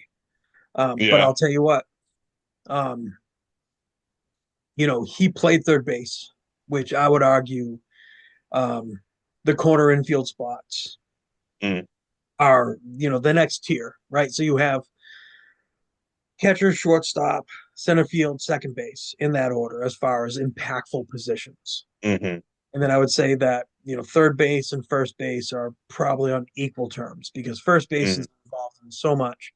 But third base also, you have to have that quick feet, those hands, and the arm, right? And then you're talking about right field, left field, Mm, and the left field drop is significant, right? As mm. far as where I Yeah. think the impact of a defensive player, can be made.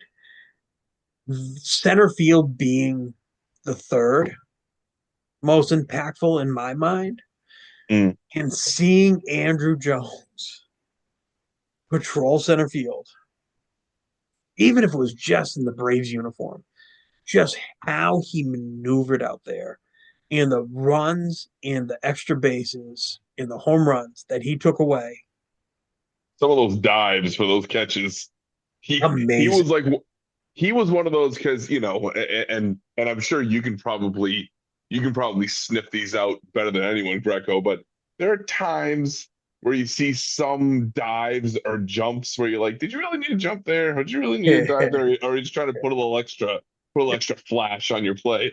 Andrew Jones, I feel like when he dove is because he needed a dive and it was play. Yeah, yeah. I'll tell you, he um hands down. I think of him. I think of Edmonds. Mm-hmm.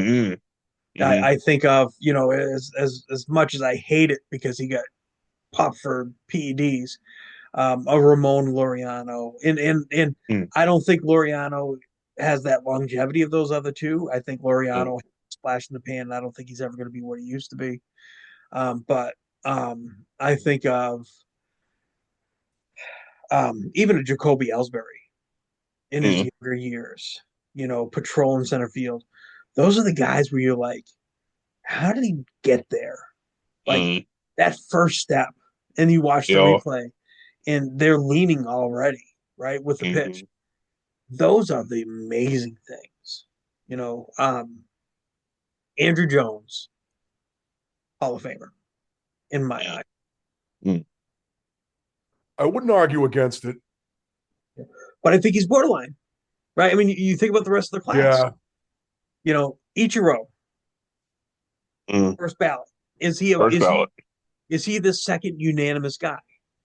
I was just about to ask, will there be a dink that decides to keep him off the ballot or not vote him in? Because way too often there's at least one a-hole writer who's like on principle for whatever stupid reason. It's like, no, no, I'm It not happened gonna do once. it.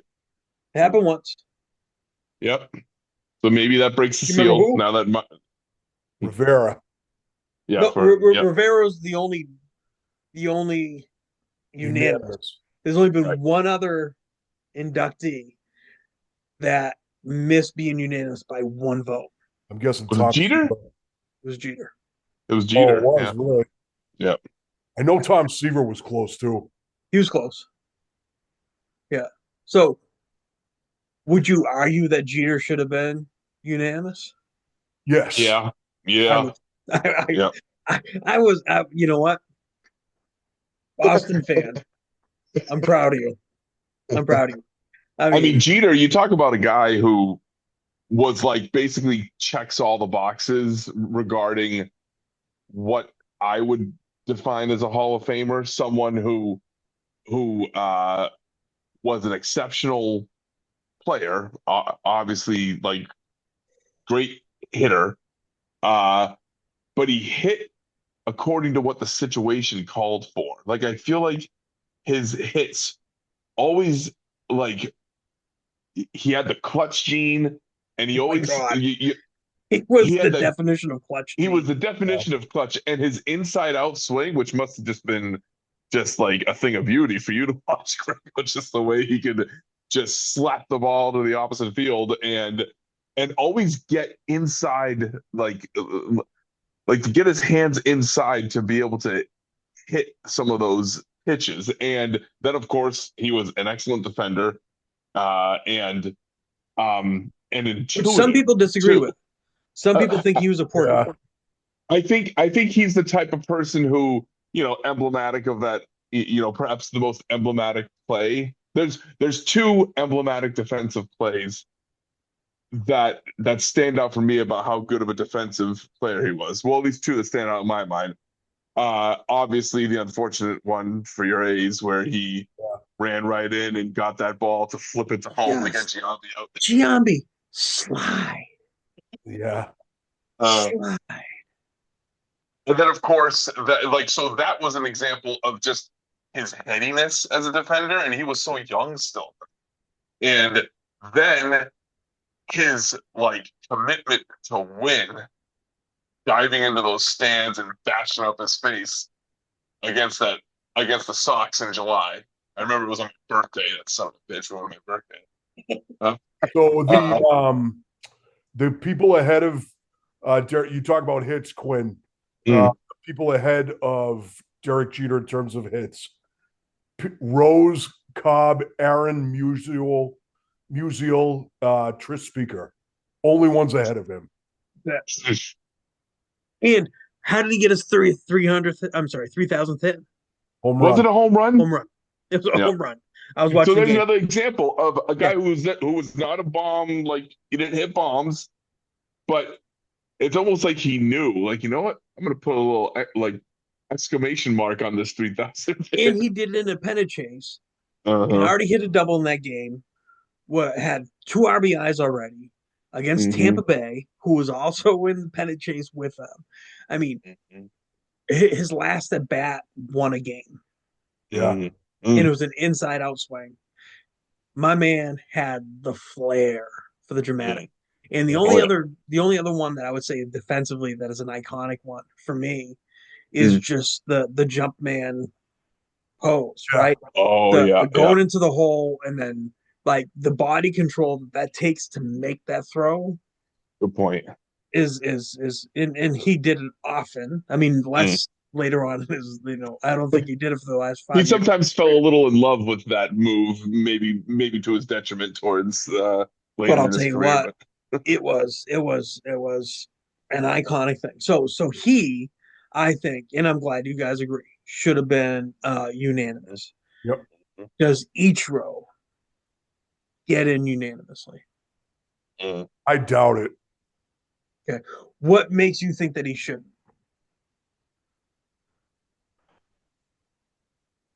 Um, well, to me, he's a no doubter. I think any no doubter, if you know anything about baseball, you should vote him in. Okay. Okay. So you just think that people are not going to do it. It's not that you don't think he Yeah, should be. no. It's you don't think. I Okay. think people are not going to do it. Gotcha, gotcha. I wanted to throw in a little fact. Does anybody know who else hit a home run in their 3,000th hit? Wade Boggs. Yes, Do you know who else? I think Aroy did too. He may have, but I don't like him. Ricky Henderson. He did. Ah, Oh, And he did it for his record-breaking run score, right? So his runners record. In really? fact, oh he wow. on a home run, he did a hook slide into home plate, which is the first time I think I ever saw him even do a hook slide ever. But he did a hook slide into home plate on the San Diego Padres when he was playing for them to break the all-time runs record. He played for a lot of teams. Played for a lot of teams. Do you know what his WAR was?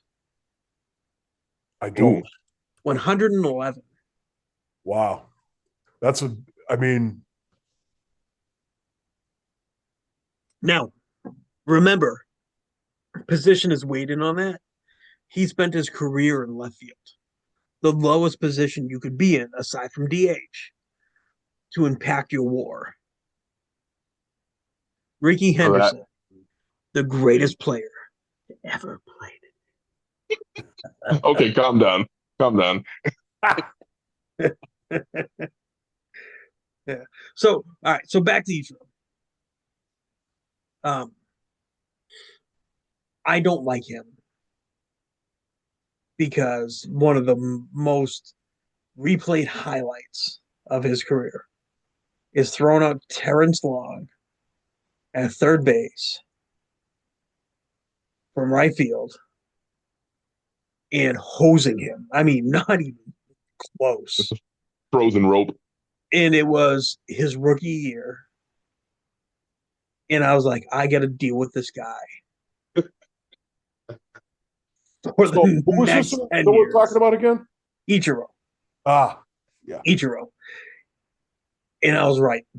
I was never going to get rid of this dude. And he was a thorn in my side. But I'll tell you what, his game, I respected wholeheartedly. Yeah. Wholeheartedly. And I'll tell you what, he's one of the few Japanese players, or any player, I might add, that had a professional career in another country and was dominant there, and then came here and was just as dominant, if not more. Yep. I think I'd be okay if he was the next, and maybe even the last, because I can't think of anybody else I'd vote in right now like this. Unanimous player to get in the Hall of Fame. Rollo? Yeah,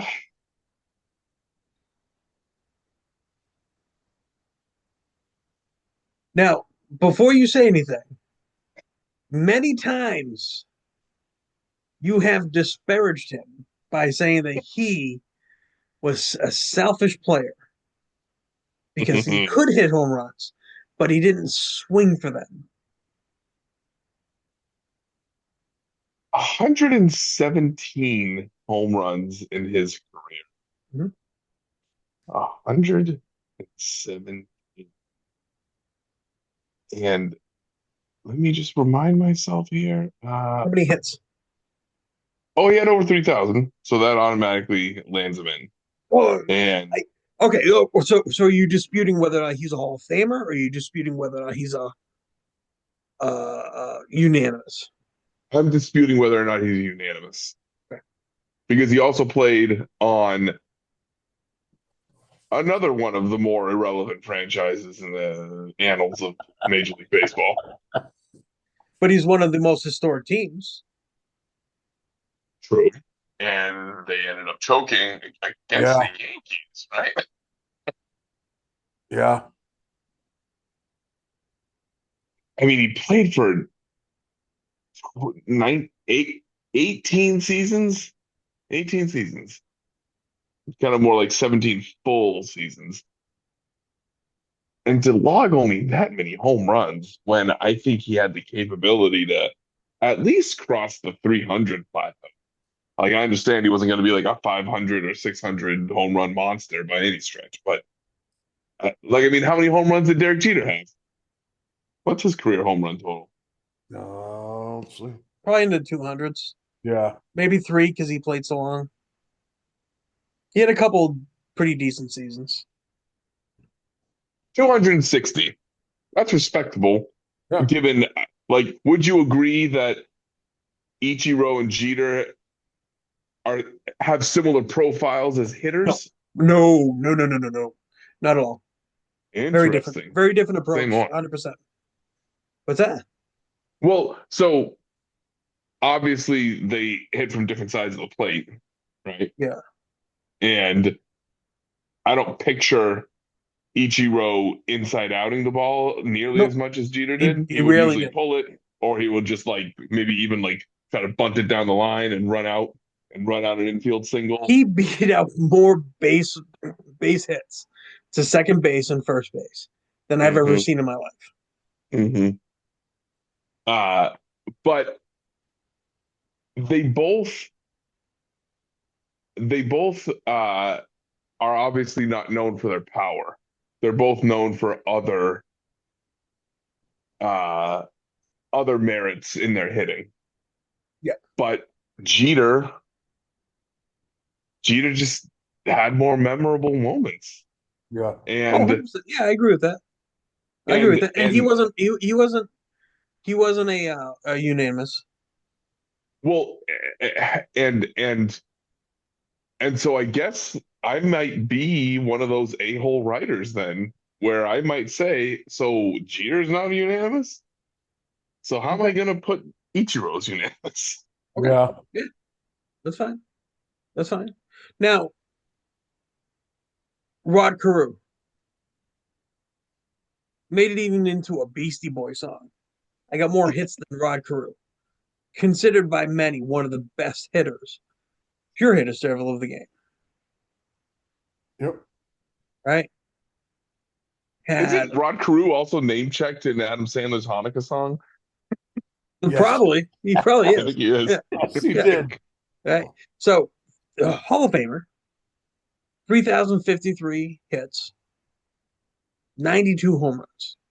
Oh, Yeah. wow. What a There's chump. there's a value in somebody who can hit. I mean, Ichiro. I mean, I don't know. Hold on, I want to see this now because I don't really know. I just remember it being mentioned a lot. Ichiro in his career had over 200 hits. One, two, three, four, five, six, seven, eight, nine, 10. 10 times. Wow. Tell me that doesn't impact the game more than 25 home runs.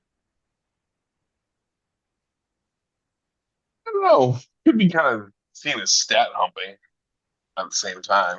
Well, he's You also play, a leadoff hitter, so that's probably what he's asked to do. yeah, you played Major League Baseball. Oh, we just lost Taylor. Uh-oh. Oh, well, he'll come back. I'll continue with you. You play Major League Baseball and you stat hump. You know how hard it is to hit a damn ball? So, but this sort of supports my argument that he's so good that he's able to stat hump, but he chooses to do so by just slapping little singles to keep his average up instead All right. of All right. hitting a Ready? home run when maybe his team needs the run. You okay. Do you think that in those situations he's sitting there saying, you know what? I need another hit. I got 241. I don't want 242 hits. I need 242 hits. I don't need to win the game. I mean, I can't You get that. really thinking that that's the case? This is where this is why it's going to bite you in the ass later because you know what? I know how contrary you're trying to be here and it's not working because I will tell you what, as much as I hate the guy because he didn't play for anybody that I liked, right? He is a unanimous Hall of Famer. And he's one of the few that I would actually look at his Japan stats too. Mm, mm. Like, look those up. This guy is one of the best baseball players we've ever been able to put our eyes on. And I'll tell you what, if he ended up being a home run hitter, I don't think we'd have this conversation. I don't think we have this conversation with him if he um, swing for the fences instead of, you know, getting 3,000 hits. Meaning he needed to conserve his. So what? His batting average would have taken a dip, and that would have created a ding in his Most career stats. most home run hitters have poor batting averages because Mm. in order to change the plane of your swing, you're going to hit for a lower average and you're going to strike out more. But is he isn't he such a good hitter that he could have afforded to add a few more home runs to his tally when his team maybe needed it, at the risk of maybe having Okay, a all right. career? So when his team really needed it, can you tell me those games and how many games he would have won had he been swinging for those fences, as opposed to Absolutely not. hold on, as opposed to the runs that he generated by getting on base with his speed in allowing other people to hit him in. Can you give me how many games he would have won? Oh, absolutely not. Okay, then shut up. You have no idea what you're talking about. Mm. You have no idea. That's like saying, you know what? David Ortiz, you know what? He's a really good hitter. He could see the ball well. Clearly, he could. And you know what? If he hit for a higher batting average instead of swinging for those fences and hit more doubles and triples instead of spending all that time in the gym, you know what? He could have been more impactful for his team. Mm. That is the most convoluted, trying to be contrarian argument I've heard. I just think that Ichiro could have still been could have potentially been a more impactful player had he pushed it to 250 or 300 home runs and put his batting average at risk of dropping to like Then 290 then or I'll tell you 280. what. Then I'll tell you what. You are exactly what the stat geeks are making this game now. You're talking about launch angle. You're talking about high strikeout rates. You're talking about all those things. You're saying that the way the game's played now by the stat geeks that you dislike so much, Mm-hmm. this is how they're determining is the most effective way to generate runs.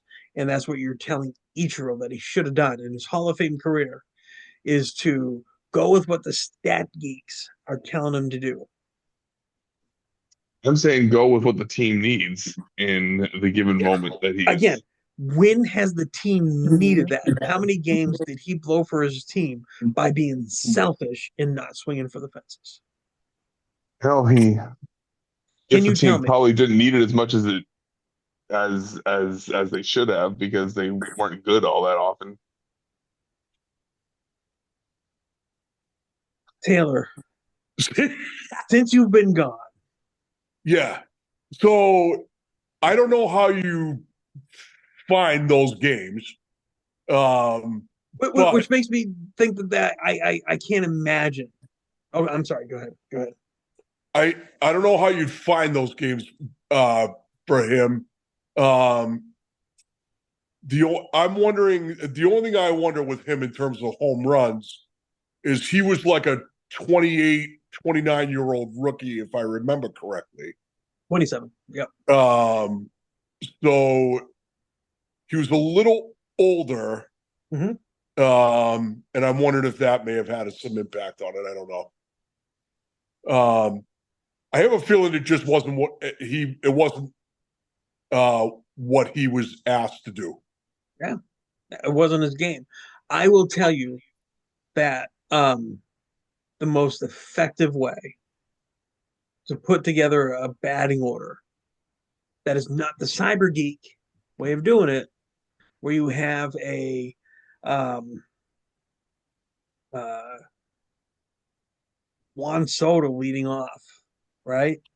Um, is to get play setters, a leadoff hitter like a Ricky Henderson, get a high batting average guy and that can put contact in the ball and do something with it, like a Derek Jeter, and then load up with your home run hitters behind it, right? Because you're going to have a better opportunity to make them more impactful. And that's why you see these leadoff hitters with very little RBIs, but the guys behind them with so many, right? Without that kind of formula, again, and I'll tell you what, Edgar Martinez, without Ichiro Suzuki hitting in front of him, is Mm. probably not a Hall of Famer. Did he finally get in, or is he still Oh, not he's in? in. He's been in. He did get in. Okay, He was the first DH to get in. I'd forgotten because I know for a while there was like a lobbying, like an argument to get him in because he wasn't in first ballot, right? No, It took him a but while. he had he not gotten in, Ortiz would have been the one who would have had to break the DH barrier. Mm. So I guess Derek Jeter was just a chump for hitting as many home runs as he ended up. No, but he wasn't. But he wasn't Ichiro Suzuki. Just like um, Ozzie Smith wasn't Derek Jeter. But are you going to tell me Ozzie Smith wasn't a Hall of Famer because he played the same position as Jeter? He had Well, the I same mean, approach. He didn't hit nearly as many home runs. Is he not a Hall of Famer? I say each backflip was worth at least 5 moments.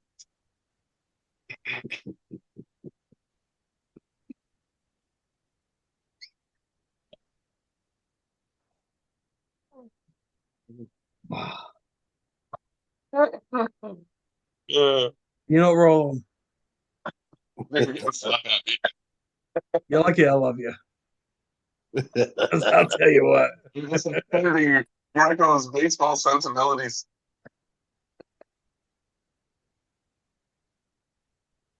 Taylor, So, do you think, Quinn, that Ichiro is not a unanimous Hall of Famer? If Jeter's not, I don't see why Ichiro should be. Yeah. So that kind of lies within the factor that, like, if you think of all the players in the history of the Hall of Fame, right? Only one's been unanimous. I mean, like, Ty Cobb and Babe Ruth weren't fucking unanimous. Um, yeah, that's the Pedro. problem we have. Mhm. Yeah. Yeah, I'm sure you would all love to have Pedro unanimous, Oh yes, sure right? would. Yeah. But I mean, now did they vote? Because I know that wasn't Cobb and Ruth the first class? Did they actually Yeah. vote to bring That's them a good in, or did question. they I just? don't know. I don't know if they did. I don't know That's a if they good had question. set up voting on that. But I mean, Mickey Mantle not being unanimous, Yep. like, Right. Right. Yeah. you know, Hmm. No, I'm with Hank you. Aaron not being unanimous, like, Yeah. you know, And that may have been for different reasons too, right? I mean, unfortunately. yeah. Mm. And I think there was some animosity because he was the one to break the record of Ruth, right? And I'm glad to say that I don't think that would ever happen now. And I think he has a better chance now of being a unanimous vote had he been up for election for the first time now, Mhm. right? I don't know, man.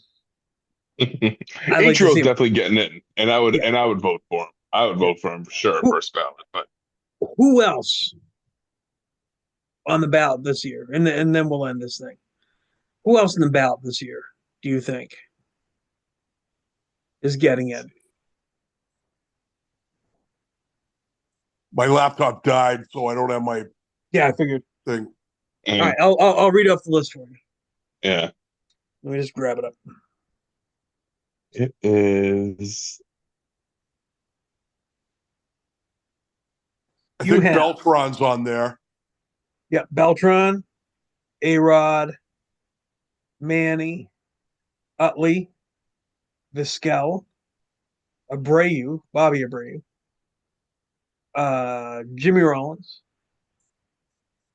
Pettit, Burley, K-Rod, Torrey Hunter, David Wright. So those are the guys who are not. Those are the guys who are still on the ballot from previous years. Mhm. New eligibility: Ichiro, Sabathia, Pedroia, Kinsler, King Felix, Tulo, Zobrist, uh, the Grandy man, Curtis Granderson, um, Mr. Rolo's favorite, Hanley Mm, Ramirez, mm, Russell Martin, who I think is interesting, Andrew Jones, Brian McCann, who I think is interesting, mm. Martin Prado, Carlos Gonzalez, who I have a sweet spot for, um, Melky, I'm gonna take some steroids and turn my life around. Cabrera, The Yeah. milkman. yeah, Buchholz, Francisco Lindor, Ian Desmond, Jason Vargas, Morales, Mark Trumbo, Fernando Rodney, and Mark Reynolds. So the only ones I can see are maybe Andrew Jones and Beltran. No Sabathia. I probably wouldn't put him on first ballot. Okay. Okay. Mhm. What do you think, Rollo? Yeah, Sabathia is close, but I would agree with Matt that I wouldn't quite put him on first ballot. He's certainly not the level of someone like Ichiro. Um, Yeah. and um, I mean Andrew Jones. I think after that conversation, I'm actually surprised that he's not in. So He's especially in his now that eighth he's year. been, This is yeah, eighth year. since he's been Well, on for this long, I think I would be inclined to keep him, like to have him get there, and hopefully he's on that track because I think his last year was like 63% or something like that. Like I think he was over 60%. Yeah. So Yeah. um, I think having him in as well. I'm uh, I think Felix is where I have a little bit of a tough time. I'm on the fence with him too. I'm gonna, I, it still sticks in my craw a little bit that he won the Cy Young when he had a 500 record one year. Uh, like, I would argue that he probably had an opportunity to win other years more than that one. mm, yeah. Um, I don't know if he. When I took a quick glance at his stats, they didn't necessarily stand out to me They as don't. being like, they're locks. But he had a few seasons there where he was clearly. I mean, he won what at least two. He won more than one Cy Young, didn't he? I believe so. So, but again, he was on the Mariners, and the Mariners, they're sort of like the Minnesota Twins out west. They sometimes make a little noise, but then always peter out and disappoint. So he was the ERA champion 2 times, 6-time All Star, and one Mm, Cy Young.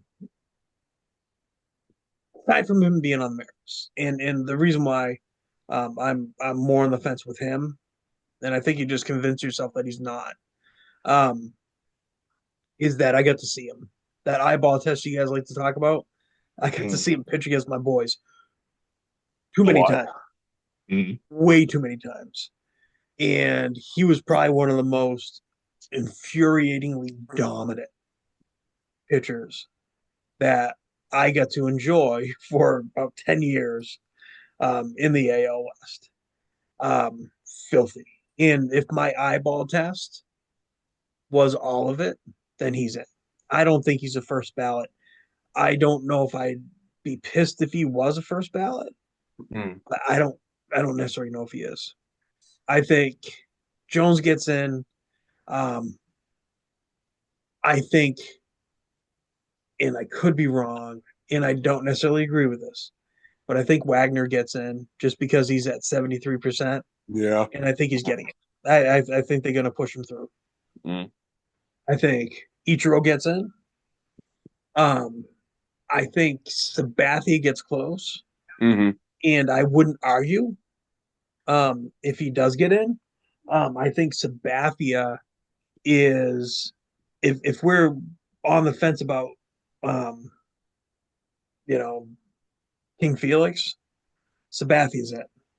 I mean, mm. if you're even Yeah, pondering, that's a good point. Yeah. because Sabathia, 19 years Mm, in the league as a pitcher, mm, which is amazing.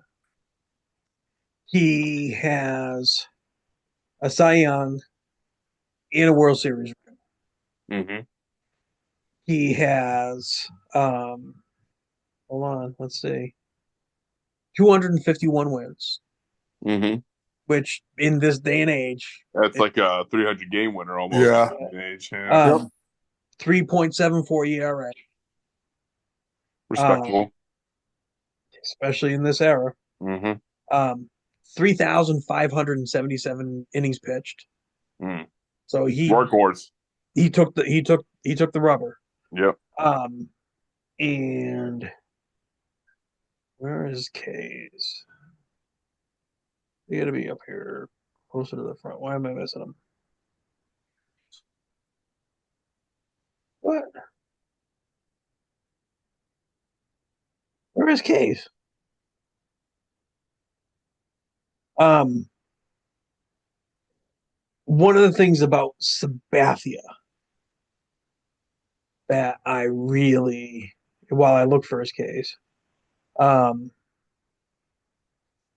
that I really liked, and I disliked him for a while. But one of the things that I really liked about him, and I wish I could tell the story better, but I'm actually drawing a blank on who it was. But somebody hit one of the guys in the Yankees, and he was coming up to pitch, and it was the most appropriate time for him to return the favor. Yep. Right on the other side. Had he pitched,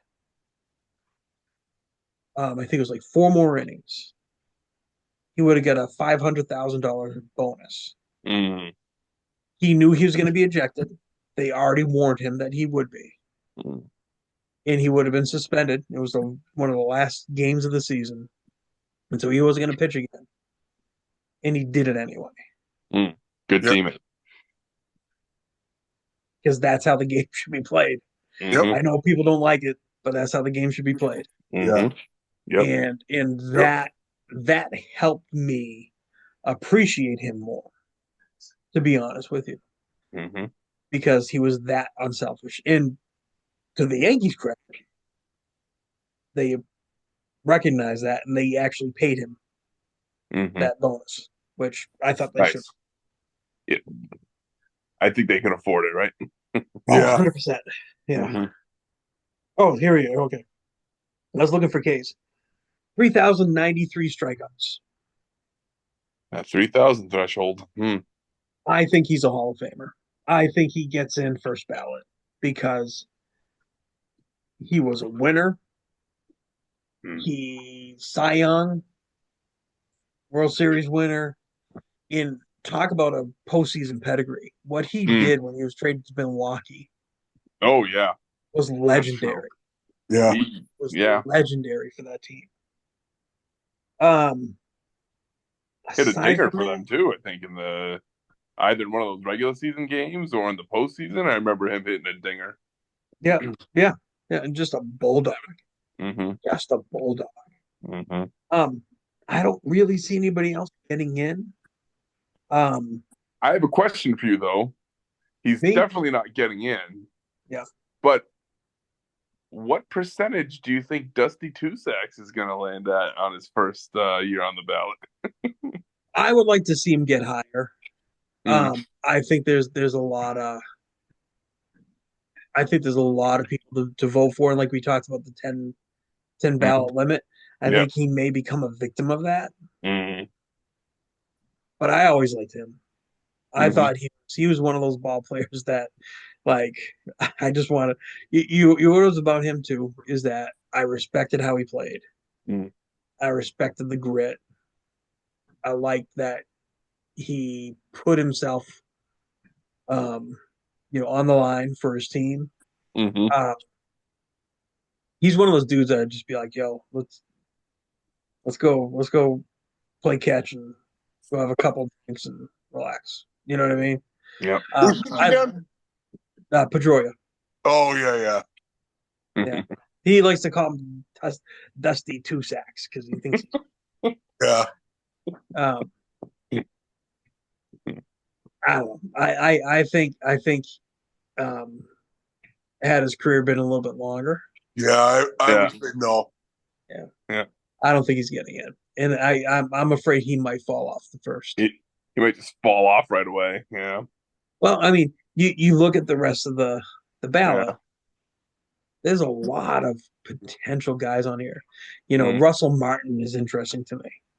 mm, Wasn't the most like crazy stats, but was on some pretty important teams. mm,